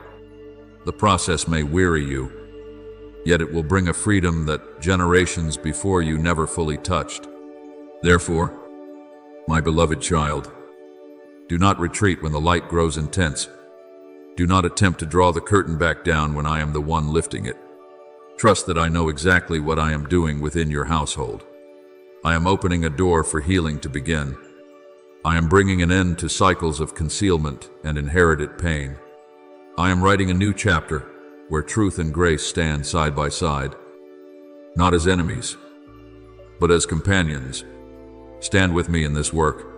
When you choose to remain in the light, you will discover that what once frightened you becomes living evidence of my redeeming power. And one day, not far from now, you will look back at this season of shaking and realize that it was the very hour I laid a new foundation for your family, a foundation built upon truth, sustained by mercy, and sealed by my unchanging love. My child, I know that in these days, your heart trembles like water stirred by unseen currents. When truth rises, it does not enter like a gentle melody. It comes like fire, exposing what was hidden, like a sword, separating what belongs to light from what belongs to darkness. You will feel that heat, and at times, you may wonder why you must stand in this painful intersection. But hear me clearly. You are not there as one swept along by circumstance. You stand there because I have positioned you. I have appointed you as a watchman. And a watchman does not fear when night deepens, for he knows that dawn is approaching. Within your home, there will be unfamiliar sounds, suppressed sobs, confessions heavy with weight, silences that tighten your chest. You will hear words that pierce your heart and see eyes lowered in shame. Yet I teach you not to react hastily. Do not allow waves of emotion to carry you away. In the silence that feels suffocating, I am at work with precision. In that space between words, I am planting seeds of repentance. As it is written, the Lord is in his holy temple. Let all the earth keep silence before him. In that holy stillness, I reshape souls that tremble under the light. You have not been called to bear the guilt of others, nor to force transformation upon them. You have been called to bear witness to grace. Quietly, through years when you believed you were unseen, I was training you. I taught you to stand firm when no one applauded. I taught you to guard peace when everything around you stirred. Now you understand why. I am setting you like a pillar in the midst of spiritual tremors within your own family. Whoever hears my words and puts them into practice is like a wise man who built his house upon the rock. You stand upon that rock, and therefore you do not collapse when the ground around you shakes. My child, what you are witnessing is not the ending of a family. It is the beginning of a new chapter. A seed cannot sprout unless its outer shell breaks open. So it is with the soul. It must fracture before it can be renewed. When someone you love falls to their knees in the light, do not look at them through the lens of old memories. Look at them through my eyes, the eyes that saw their true identity before sin ever cast its shadow. I have loved you with an everlasting love, even when they tremble beneath truth. My gaze remains filled with mercy. Let your gaze become a mirror of my compassion. When you remain calm in the face of harsh words, you speak without uttering a sound that my love does not change. When you refuse to answer anger with anger, you interrupt an old current of resentment that has flowed through generations.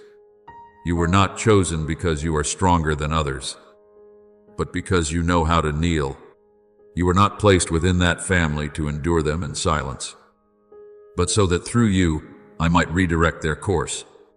Blessed are the peacemakers, for they shall be called sons of God. And it is in that calling that I am shaping you. Understand that these tremors are not random calamities. I am dismantling invisible structures that have kept your family bound in cycles of fear, pretense, and inherited wounds. What was once passed down as a painful legacy will not move beyond you. Where you stand, I am drawing a new boundary line. You are the stopping point of darkness and the gateway for blessing. Each time you choose forgiveness instead of condemnation, each time you choose prayer instead of judgment, you are altering the trajectory of an entire lineage. Remember Joseph, when he stood before his brothers, the very ones who had betrayed him. He had every right to be angry, every reason to retaliate. Yet he declared, "You intended to harm me, but God intended it for good." He perceived a larger design beyond personal injury. You, too, must lift your eyes beyond the immediate wound. I am using this very moment to bring deliverance to many, beginning within your own household. Therefore, my beloved, do not fear the breaking apart. Do not panic when hidden matters come into the open. You are not a casualty of the shaking. You are a pillar within it. You are not positioned at the center to be crushed, but to stand firm and to shine. When you remain anchored in me, the peace of God, which surpasses all understanding, will guard your heart and mind. From where you stand, light will spread gradually until that house is no longer overshadowed by darkness but filled with the freedom that only my truth can bring. My child, when truth begins to surface, do not rush toward it as a warrior eager to conquer, nor retreat from it as one overcome by fear. Walk alongside truth as one who understands that it belongs to me. I am the source of truth, and only I know how to wield it for salvation rather than destruction. You do not need to expose anything by your own effort, nor use sharp words to confront what is rising. When I desire a room to be opened, I open it myself. When I choose to cleanse a wound, I wash it with my own hand. Your part is to keep your heart tender and remain close to me. I am the Lord who heals you, and in my hands, truth always carries a redemptive purpose. There will be moments when you look around and feel as though everything is collapsing. Structures you once trusted may tremble. Relationships that seem secure may appear fragile, but you must understand that when old foundations are removed, it is not a sign of annihilation, but the beginning of reconstruction. I do not tear down to abandon, I clear away in order to rebuild. When cries echo through your home and broken prayers are whispered, it is as though rain from heaven is being poured out to cleanse parched ground. Do not confuse judgment with purification. Judgment seals off hope. Purification opens the path to life. I have not come to condemn your family, I have come to restore them. In your heart you ask me, why now? Why must I witness all of this? It is because this is a kairos moment, an appointed time within my design. There are hours in the history of a lineage when I choose to intervene, so that old cycles do not pass unbroken into another generation. If truth were not unveiled in this appointed season, invisible burdens would continue to rest upon your children and their children. But I have chosen you as the point of release. When you stand in forgiveness instead of resentment, you are snapping the chains of darkness. Forgiveness does not mean pretending nothing happened. It is the decision to return judgment into my hands. When you forgive, you remove the authority of bitterness from your household. Be kind and compassionate to one another, forgiving each other. For in forgiveness, freedom is born. The peace I grant you in this season is not avoidance of conflict, nor silence rooted in fear. It is a settled stillness within, grounded in the confidence that I remain sovereign in the midst of chaos. You do not need to control every unfolding detail. You only need to trust that I am orchestrating each one. When you refuse to allow fear to overtake you, you are closing the gate of your soul against the corruption of anger. Blessed are the pure in heart, for they shall see God. When your heart is guarded in that purity, my light will shine through you with greater clarity. Let me tell you something deeper still. What is happening is not merely a family event, it is a spiritual assessment. Heaven is examining what was once overlooked, not to record accusations, but to dismantle what binds. Truth is rising like dawn. No one can halt the light when its hour has come. Rooms long locked will be opened. Lies repeated as if they were truth will retreat before what is real. And in the midst of it all, I am positioning you as a keeper of peace. You are not the one wielding a sword in this battle. Your weapon is not argument nor the sharpness of logic. Your weapon is mercy. When you answer with gentleness rather than severity, you accomplish what steel never could. When you maintain peace instead of being swept into emotional turmoil, you establish a stable center for your entire family. The Lord is my refuge and strength. And when you hide yourself in me, you become a refuge for others. Remember Esther when she stepped into the king's court during a perilous hour for her people. She did not carry weapons or incite war. She stood in the position appointed to her and, through grace and wisdom, shifted the outcome. In the same way, I have not placed you in your family to condemn, but to liberate. When you guard your heart from the poison of resentment, the entire household benefits from that purity. I often choose one who stands firm to steady many who are wavering, not because that person is flawless, but because they are willing to trust me more than their passing emotions. Today, you are that person. You are called not to control the storm, but to keep the lamp burning in its midst. As you maintain peace, as you forgive, as you stand in truth without hardening your heart, you cooperate with my work of purification. And from where you stand, a quiet yet enduring wave of freedom will move outward, until your family is no longer bound by its past, but guided into a new future beneath my light. My beloved child, sit down in this stillness and allow your soul to open before my word. I do not come to soothe the passing fear within you. I come to lift you into the stature of one entrusted with responsibility. I do not address you as a trembling child in the midst of upheaval. I call you a warrior refined by fire. You have walked through barren seasons, tasted the bitterness of misunderstanding, and learned to stand alone when no one else understood what I was forming within you. The tears you once mistook for weakness I have preserved as anointing oil for this very hour. The fire I permitted you to pass through was not sent to consume you, but to purify you and make you steady. One who has been trained in fire does not panic when the winds rise, because the flames have already taught them how to remain still. In this hour, as truth begins to lift its veil, you will see many things fall like a heavy rain. What was once concealed will surface. Those close to you will not only confront their faults, but will face themselves beneath a light that no longer permits compromise. That light may unsettle them, trouble them, drive them toward silence or retreat. You will witness tears, hear broken words, and sense the weight of an atmosphere thick within your home. Yet I instruct you, do not allow their reactions to determine your posture. Your posture is not shaped by circumstance, but by calling.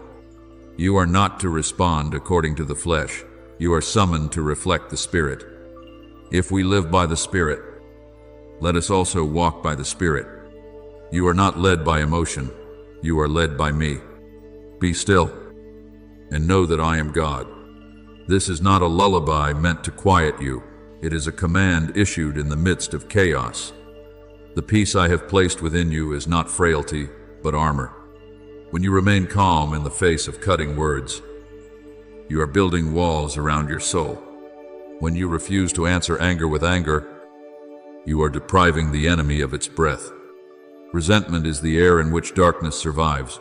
Forgiveness creates a space where it cannot endure.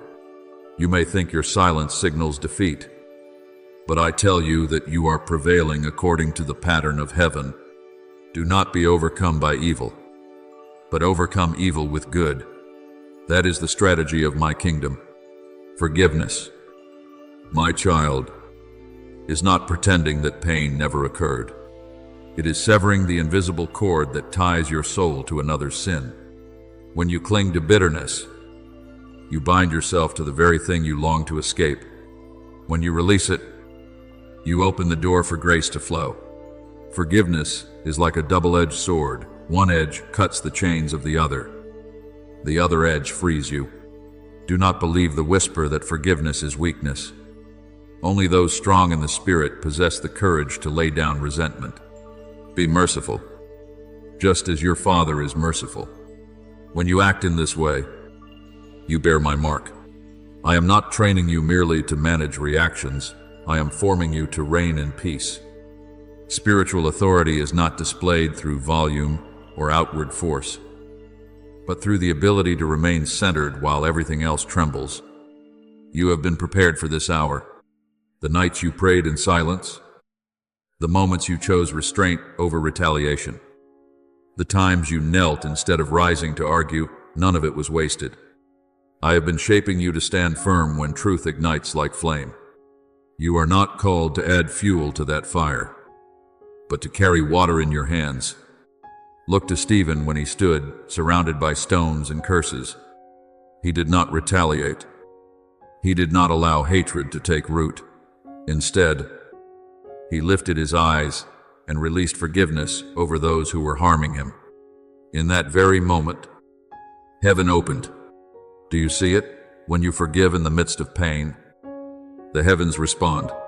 You are not merely navigating a family conflict. You are stepping into a spiritual battleground where victory is not measured by volume or visible triumph, but by a heart that remains unpoisoned. My beloved child, I have not positioned you here for you to collapse under pressure. I have placed you here because you can carry my peace into spaces where it has long been absent. You are not weak because you choose love. You are strong because you refuse to be governed by resentment. When you stand firm in forgiveness, you are establishing new territory for your family, territory defined by grace. From where you stand, the current begins to shift. Darkness will not flow forward as it once did, because in you it meets a boundary. You are one I have trained to reign through peace. Hold fast to that armor and walk as one who does not react according to the world, but moves in step with my spirit. My beloved, I see every silent tear that falls where no one else is watching. Do not dismiss them as meaningless or frail. Each tear is like a seed planted in sacred soil, and I have promised that those who sow in tears will reap with songs of joy. You may not yet hear your own song, but I have already heard the anthem of your deliverance. What you are enduring is not the end of hope, it is the threshold of harvest. Today's tears are not signs of defeat.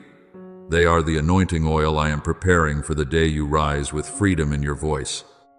Every time you choose forgiveness instead of retaliation, you are rewriting the spiritual history of your own bloodline. You are interrupting patterns that once moved like shadow from one generation to another. When you refuse to perpetuate the cycle of resentment, you open the door for blessing to enter. Blessed are the peacemakers, for they carry my likeness. You are not merely reconciling a moment, you are laying a new foundation for those who will come after you. Your forgiveness tolls the bell that ends an old curse and proclaims the dawn of a new beginning. But understand this clearly. You cannot guide another into repentance if your own heart is clouded by bitterness. Light cannot shine through a vessel still caked with mud. That is why I am cleansing you before I use you. Not to wound you, but to refine you. I desire that your words carry healing, not the residue of reaction. When you forgive, your speech is no longer an arrow, it becomes living water. When you maintain peace, your presence becomes the fragrance of life, rather than the breath of conflict. Out of the heart flow the issues of life, and I am tending that source within you. Chosen one, rise in your spirit and place your hand over your heart, whispering, I choose peace. That choice is not small. It is a strategic declaration in an unseen war. Your peace is not surrender. It is a weapon. Your forgiveness is not loss. It is triumph. When you keep your heart tender amid upheaval, you accomplish what fleshly strength never could. When you refuse to answer anger with anger, you create space for angelic movement, not by might, nor by power, but by my spirit. So do not strive to win through argument. Allow me to prevail through truth. You may feel weak, and I do not deny that feeling. Yet I do not require you to be strong in the flesh. I ask only that you keep the gate of your spirit open. Your strength does not lie in outward rigidity, but in dependence upon me. My power is made perfect in weakness. So when you sense yourself trembling, that is precisely where I stand firm within you. Do not fear your emotions. Bring them to me. Do not clothe yourself in an appearance of stability while storms rage inside. Be honest before me, for only when you are real can I move fully within you. Kneel if you must. Breathe deeply and loosen the hands that have gripped too tightly in an effort to control everything. Peace does not come through tightening your grasp, but through releasing in trust. You are not called to manage outcomes. You are called to remain faithful. When you surrender what you cannot change and place it back into my hands, I begin to accomplish what you never could. I turn tears into strength, fracture into foundation, exhaustion into fresh anointing. My beloved, the day will come when you sing with joy. You will look back and understand that each time you chose love instead of hatred, each time you chose peace instead of argument, you opened a door no one could shut. Continue guarding the purity of your heart. Keep forgiveness alive within you. Wear peace as armor. I am working in you, through you, and for you, in all of it. I do not step away from you for even a moment. Beloved, I am teaching you a mystery greater than what your eyes can see, how to live upon the earth without being shaped by it. You walk on this ground. You hear the familiar sounds of daily life, yet your soul belongs to a higher kingdom. Forgiveness is not the natural reflex of the flesh. It is the language of heaven. Peace is not the product of favorable circumstances. It is the breath of the kingdom at work within you. When you whisper, Father, I forgive, the unseen realm shifts. When you say, I release, invisible cords that once constricted your soul begin to fall away. And when you bow your head and murmur, your will be done, you cross the boundary from wounded victim to one who governs through mercy. Before you always lie two paths. One is the path of instinct, speaking what you feel compelled to say, returning what you have received, holding bitterness as though it were a shield. The other is the path of the Spirit, listening before speaking, praying before acting, returning judgment to me. If you choose the flesh, the spiral of injury will continue, turning like a wheel that never stops. But if you choose the Spirit, you open a door through which grace can enter, not only for you, but for your entire family. You do not represent yourself alone. You represent your bloodline, its history, and the future of those not yet born. When you stand firm in peace, an unseen hedge of protection rises around your lineage. When you forgive, the bloodstream of your family is cleansed from the inherited toxins of resentment. This is the hour of multiplied restoration. Yet only those who guard the purity of their hearts can stand within that current of blessing without being swept away. I am not calling you to perfection. I am calling you to remain unpoisoned within. Blessed are the pure in heart, for they shall see God. You will discern my hand more clearly when your heart is not clouded by the dust of anger. Forgiveness does not strip justice from you, it returns justice to me. Peace does not weaken you, it frees you from being governed by emotional tides. My beloved, I am shaping you as a master trains a seasoned warrior. But engrave this truth deeply within your soul. Your struggle is not against flesh and blood. You are not summoned to confront people with sharp words or to triumph through superior reasoning. Your battlefield lies in the unseen realm, and your victory is measured by obedience, not by the volume of argument. When I tell you to put on the full armor of God, it is not a summons to aggression. It is an invitation into steadiness. Armor does not make you loud. It keeps you from being wounded by unseen arrows. The sword in your hand is not meant to pierce another, but to sever the lies that attempt to infiltrate your mind. Your shield of faith is not for display. It extinguishes the darts of doubt before they reach your heart.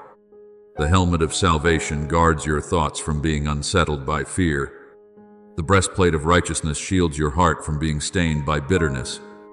You will discover that when you are clothed in this way, you no longer need to raise your voice to prove yourself. You no longer need to win every exchange. Inner stability replaces the urge to react. True victory is not watching someone else fall. It is seeing your own heart remain luminous in a dim atmosphere. When others lose peace, you remain anchored. When circumstances tremble, you stand upon a foundation that does not shift. I am not training you to wound, but to become one who cannot easily be wounded by darkness. Spiritual maturity does not make you hardened and numb. It makes you steady while remaining tender. You learn to discern instead of react. You learn to pray instead of argue. You learn to stand still while others are carried away by the surge. Therefore, beloved, do not mistake noise for strength. Real strength is the capacity to keep your heart from being dragged down when darkness attempts to provoke you. When you stand firm in the armor I provide, you are not only protecting yourself, you are creating space where light can expand. When your heart refuses to be lowered by negativity, you have triumphed in heaven's way, a quiet, enduring victory that requires no applause, yet is recorded in eternity. Let your tears cleanse your vision. Do not be ashamed of them. Tears offered to me do not blur sight, they clarify it. When your vision is purified, you will see your loved ones, not merely through their failures, but through the potential I have placed within them. You will no longer look with the eyes of the flesh, but with the eyes of grace. And as your gaze transforms, the atmosphere around you shifts. The tenderness within you becomes the place where I pour oil. Those who are anointed are not those who have never broken. They are those who have surrendered. Do not resist the light when it shines into the hidden corners of your own heart. When you do not push it away, it will cover you. When you open yourself, I will clothe you with my radiance. And once you carry that light, you are not only healed, you become a channel of healing. The places you enter will not remain the same, not because you strive to change others, but because my presence within you makes darkness uncomfortable. You are the light of the world, and light does not argue with darkness, it simply exists. My beloved, remember that your authority does not rest in being right, but in abiding in me. When you choose the Spirit over the flesh, forgiveness over resentment, peace over striving, you step onto the ground of those who govern through mercy. In that realm, blessing does not stop with you. It flows outward, touching your family, touching your lineage, touching generations who do not yet know your name. Continue walking in that light. I am with you, training you, lifting you, and shaping you into an instrument that turns wounds into freedom. Lift your head, my child, and do not allow the shadow of last night to linger over your sight. The night has completed its task. The hour of dawn has arrived. I am allowing the first light to stream through doors that were once closed, to enter rooms long filled with silence and fear. The cries of repentance have reached the throne of grace, and I, your Father, have heard them. You are no longer standing in the refining ground as before. You are crossing into a season of triumph. Weeping may endure for a night, but joy comes in the morning. This is not poetry alone. It is the reality I am establishing for you. I speak not only to you as an individual, but over the blood that runs through your veins, what has been bound across generations, repeated wounds, invisible fears. Heavy silence is reaching its appointed end.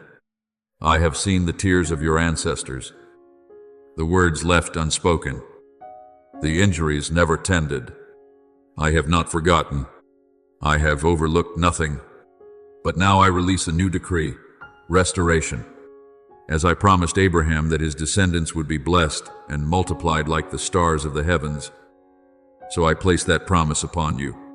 Blessing is no longer a distant story. It is becoming substance within your household. Understand this. My restoration does not merely return what was lost. I multiply what was stolen. I do not simply mend torn places.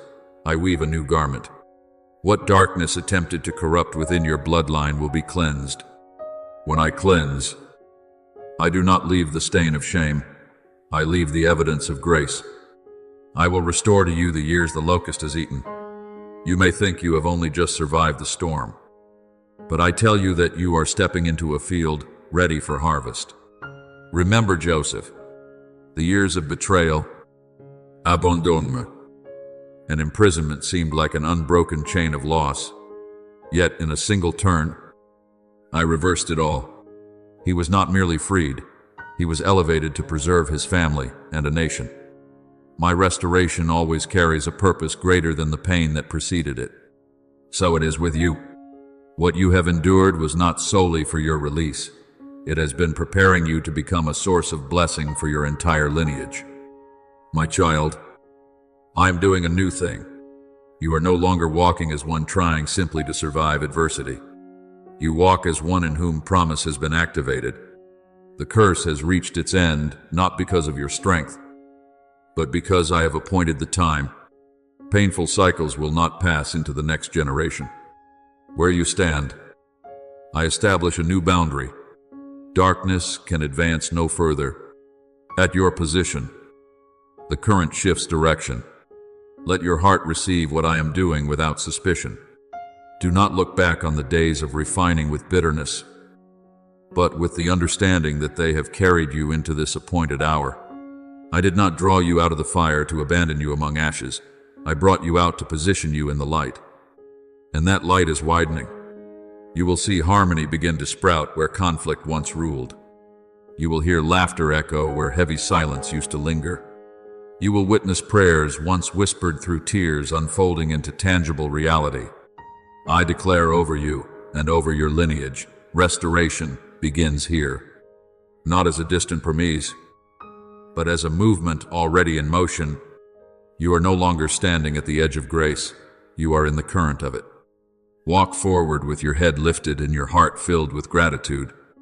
For I, the keeper of covenant, I am completing what I pledged. This dawn does not merely brighten a single day, it ushers in a new era for your household, your bloodline, and for generations who will one day speak your name as the one who stood firm when restoration arrived. My beloved, I receive your prayers like incense rising before the throne. When you offer up your bloodline, your family, the generations past, and those yet unborn, you step into the role of one who stands within covenant. You are not interceding for a single soul. You are touching history and future at once. I see that heart, and I do not overlook it. If my people, who are called by my name, humble themselves and pray, then I will hear from heaven and heal their land. That promise is not confined to another era. It now extends over your house. You speak of the blood of the Lamb, and you speak rightly. No human effort can cleanse what is accumulated across generations. but the blood of the righteous one has authority to close doors through which darkness once slipped. When you ask me to shut old entrances and open new ones, you are asking for a transfer of dominion. And I, the holder of the keys, am acting. Curses that once whispered through your lineage will lose their voice. Old patterns will not reassert themselves. I am turning silent tears into rain that waters new ground. I call you chosen not to carry weight alone, but to carry light. When you place your hand over your heart and declare, you are not repeating empty phrases, you are establishing spiritual boundaries. As for me and my house, we will serve the Lord.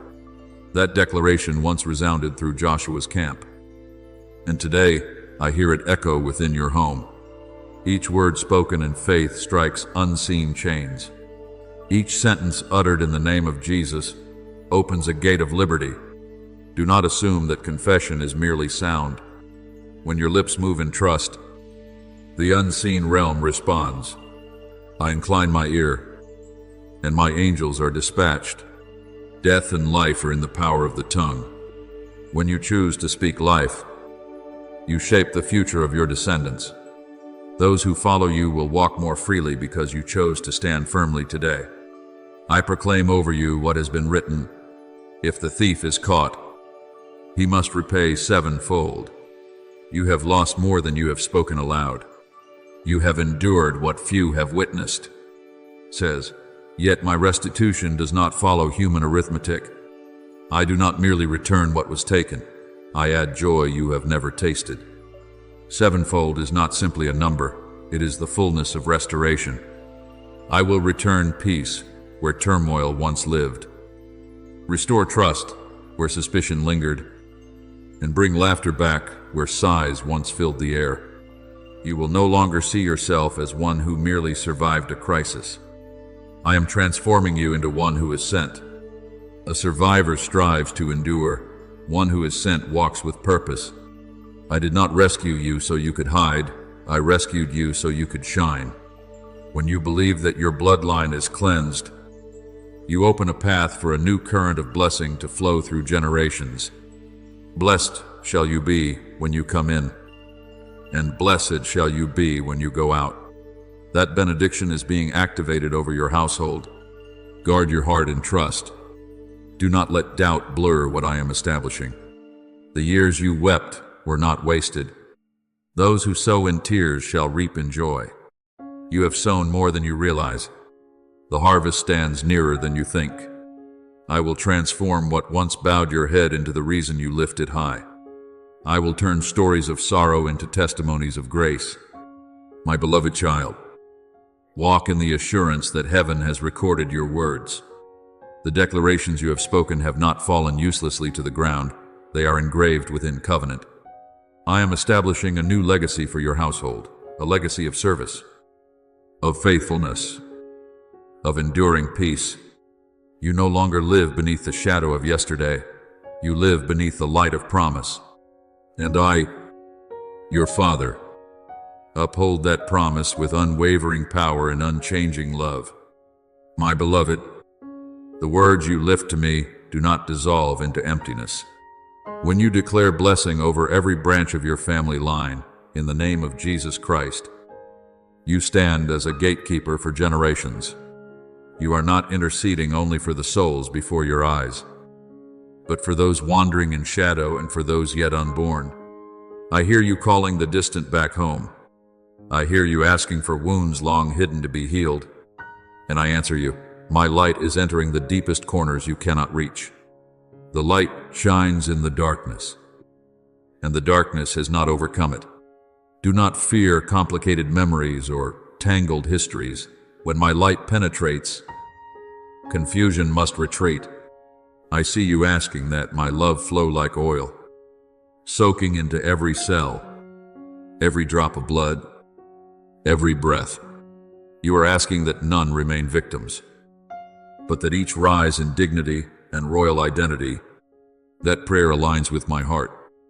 For I did not create humanity to live bowed beneath chains, but to walk upright in purpose. Whom the sun sets free is free indeed. That freedom is not limited to one individual. It can course through an entire lineage when even one person stands in faith. Today, you are that one. Now I speak over your soul as a father speaks to a trusted child. The flame I have kindled in you will not be extinguished. The peace I have planted within you will not be stolen by circumstance. I am opening your eyes to see with the vision of one who harvests in a holy season. You will witness change in ordinary meals, in conversations that seem small, in embraces that appear simple, not because you force transformation, but because the light you carry works quietly and persistently. Those who sow in tears shall reap with shouts of joy. You have sown. The season of rejoicing stands at the threshold. Step out from the remnants of fear. You are no longer positioned at the front line of reaction, but at the place of triumph. You chose forgiveness when resentment would have been justified. You guarded peace when eruption was possible. None of that has been overlooked. I have not only delivered you from the past, I am commissioning you for the future. You are a bearer of a new current, a bloodline cleansed, an identity renamed. From this point forward, what once traveled through generations as curse will move as multiplied blessing. I declare in heaven and on earth that your lineage shall be called a people set apart for me. The burdens that once pressed upon the shoulders of your ancestors will be buried beneath grace. The ties that bound your bloodline to dark histories will be severed by the authority of truth. The light of heaven will dwell within your home, rest upon you, and flow through you.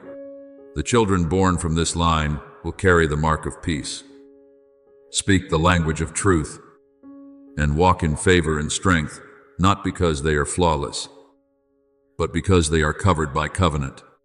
My beloved, do not doubt what I am establishing. When you declare, you are cooperating with me. When you pray, you are opening doors for grace to enter. Not one word spoken in faith escapes my notice. And now I place upon you an everlasting blessing. May I bless you and keep you. May my face shine upon you and show you mercy. May I turn toward you and grant you peace. That peace is not fragile or dependent on circumstance. It flows from my abiding presence with you. Walk in this assurance. You no longer pray from within darkness. You live beneath the light of promise. Your lineage is no longer defined by wounds, but by grace. And I, your Father, uphold that covenant with unfailing love. Take a deep breath, my beloved, and sense that the atmosphere around you has shifted. It is no longer the heavy air of testing, but the fresh breath of freedom. Invisible chains that once constricted your soul have fallen without a sound. The river of grace is no longer a distant hope. It is flowing through your household, through every room, through every memory. I have appointed my angels to stand guard over this dwelling. For he will command his angels concerning you to guard you in all your ways. You are not alone amid unseen movements. You are surrounded by protection from the throne.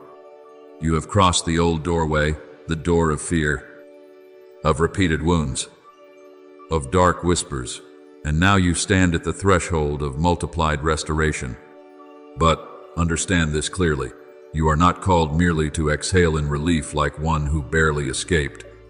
You are called to walk as one who has been commissioned.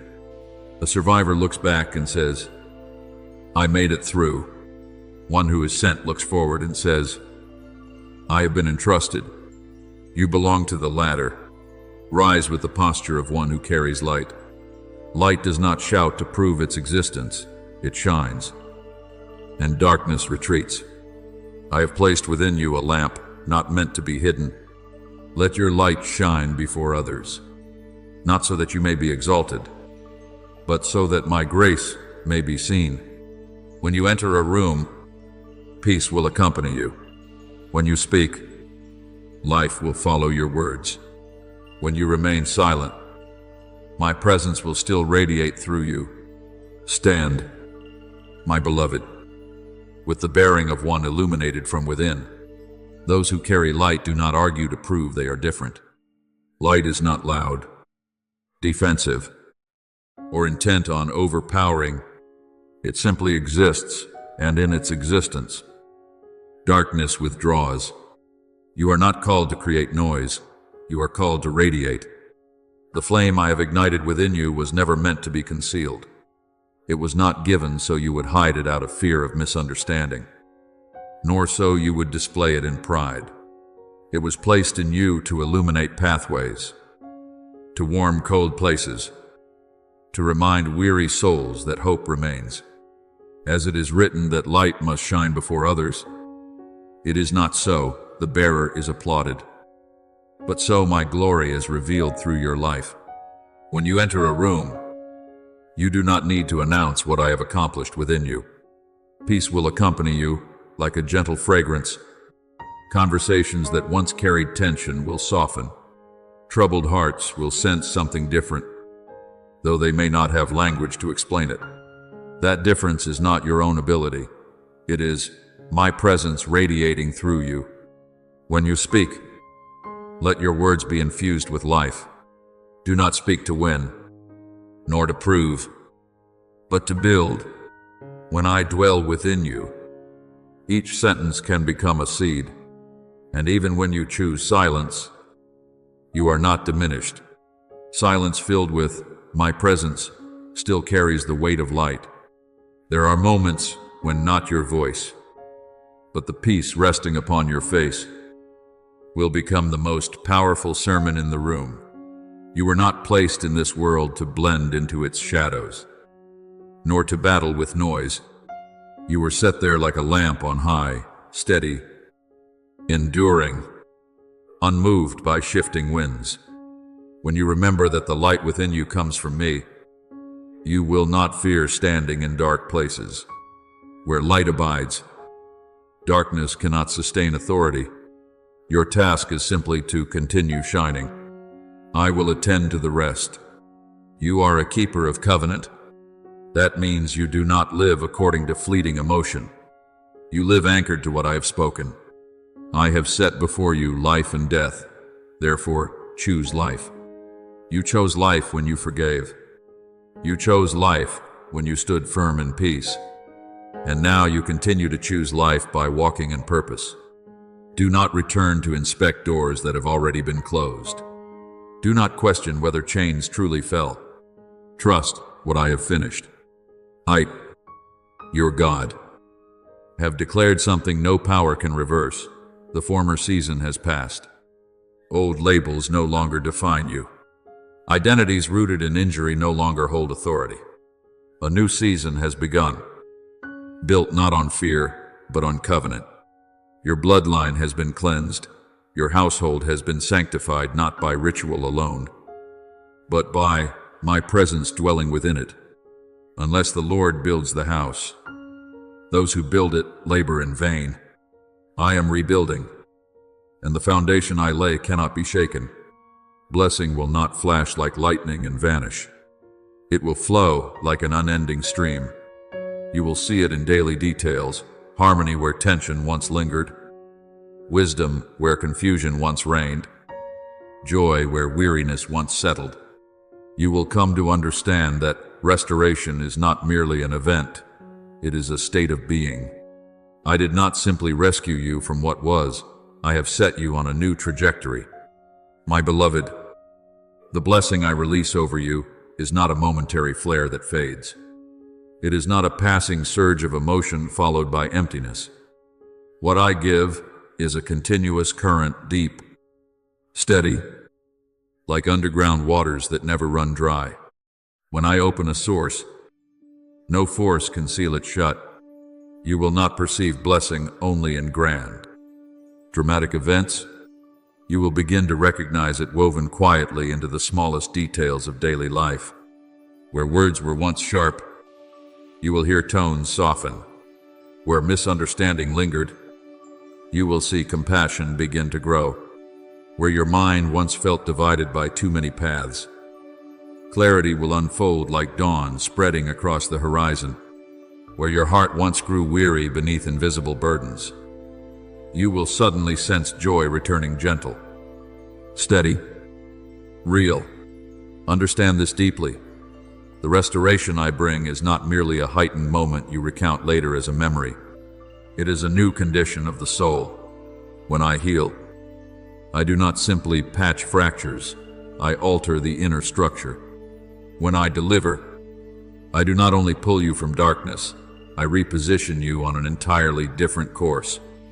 You no longer circle around old memories. You are placed on a new trajectory where each step confirms that you live within covenant, not within fear. I do not merely remove what was, I realign you.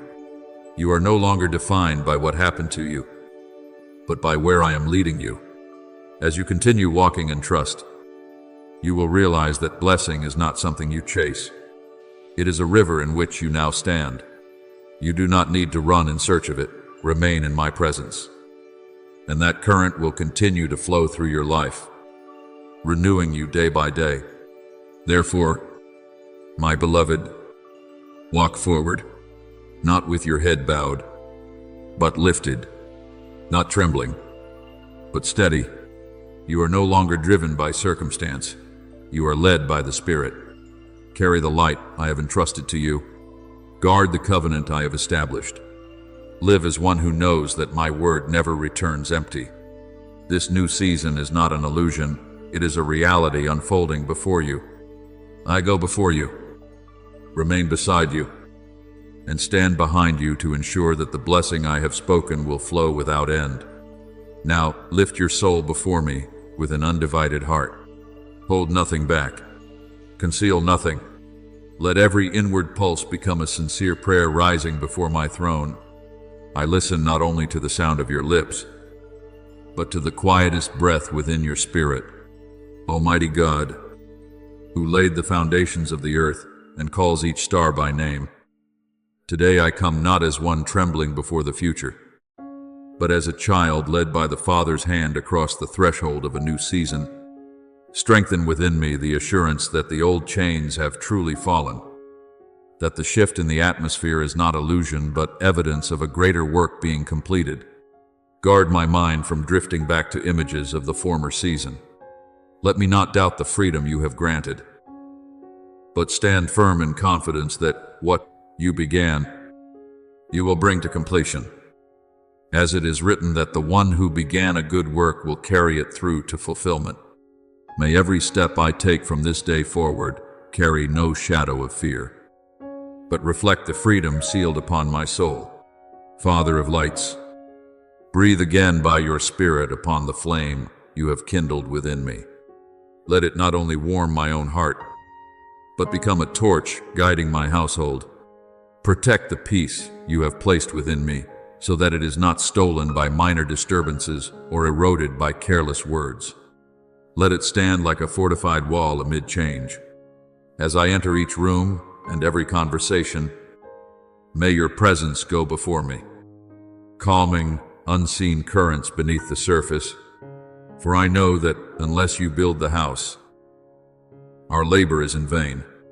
Therefore, I entrust this home to you. Continue sanctifying every corner, every memory, every relationship. Let this place no longer resemble a battlefield of yesterday, but a garden of restoration under your care. Covenant-keeping God, I ask that you strengthen me in the calling of one who is sent. Do not allow me to slip back into the posture of someone merely trying to survive each day, but anchor me in the awareness that you have entrusted me with a purpose greater than fleeting emotion.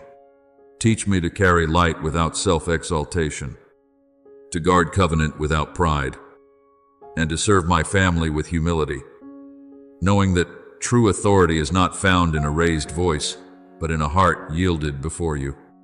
Let every decision I make be weighed in the light of eternity. So I will not trade tomorrow for the convenience of today, nor compromise what is sacred for what is momentarily easy. Merciful Father, I also bring before you the quiet anxieties that still linger within me, the unanswered questions, the moments when memory causes my heart to tremble. Touch them and transform them into testimonies of grace. Teach me to live as one who has been set free, not turning back to search for fallen chains, not binding myself again to former narratives, but walking in the wide space of grace.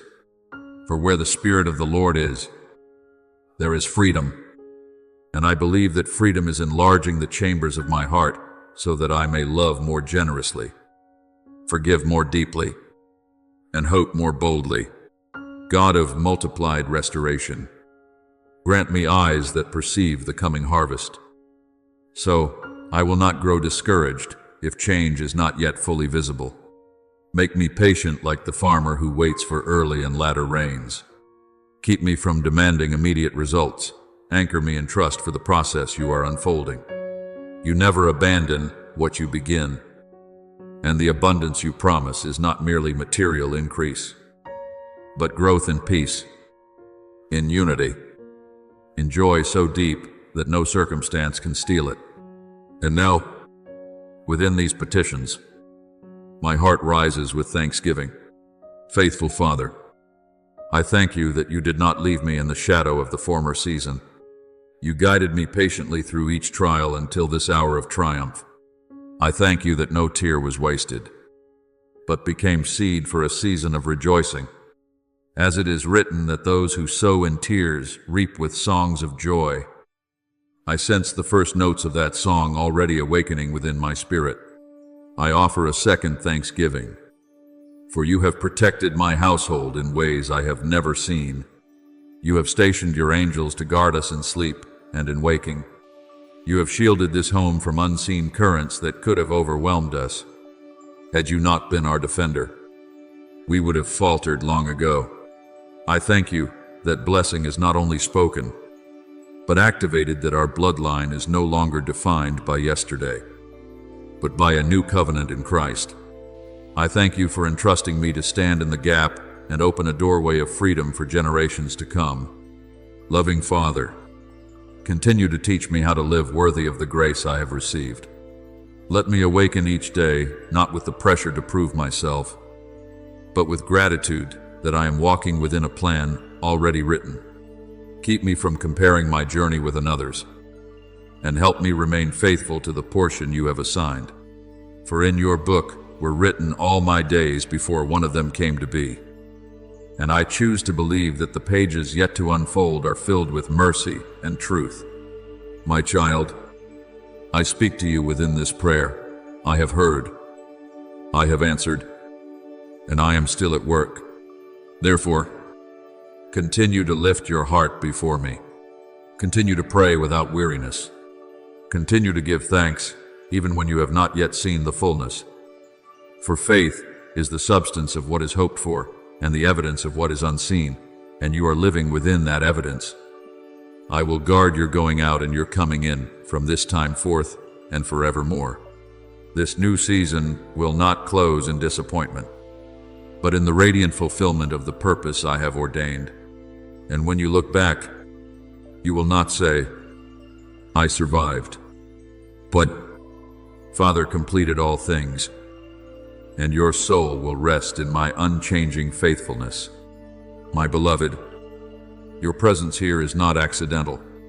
No word you have received has fallen into your life at random. I have guided you to the precise moment, the exact rhythm of grace, to remind you that you are called, set apart, appointed to walk in light and breathe the atmosphere of the kingdom each day. Do not treat lightly the spiritual current I am opening before you. When you choose to remain in the source of light, when you open your heart to receive each message released, your soul is nourished, your faith is strengthened, and your vision is renewed. Keep yourself in readiness, so that whenever I pour out fresh grace, your spirit will be the first ground to be saturated.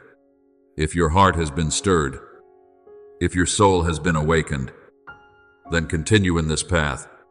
Choose to remain within this flow. Stir up your alertness so you do not miss what I am doing in the days ahead. You are not merely a listener, you are chosen to live daily in the presence of the Word. And as you maintain that connection, I will continue to fill you, continue to guide you, and continue to renew you from glory to glory. Thank you for listening to this message. Know this, you are not merely an audience, you are chosen to live daily in the presence of the Word of God. Do not forget to subscribe and turn on the notification bell so you will not miss any spiritual message. Amen.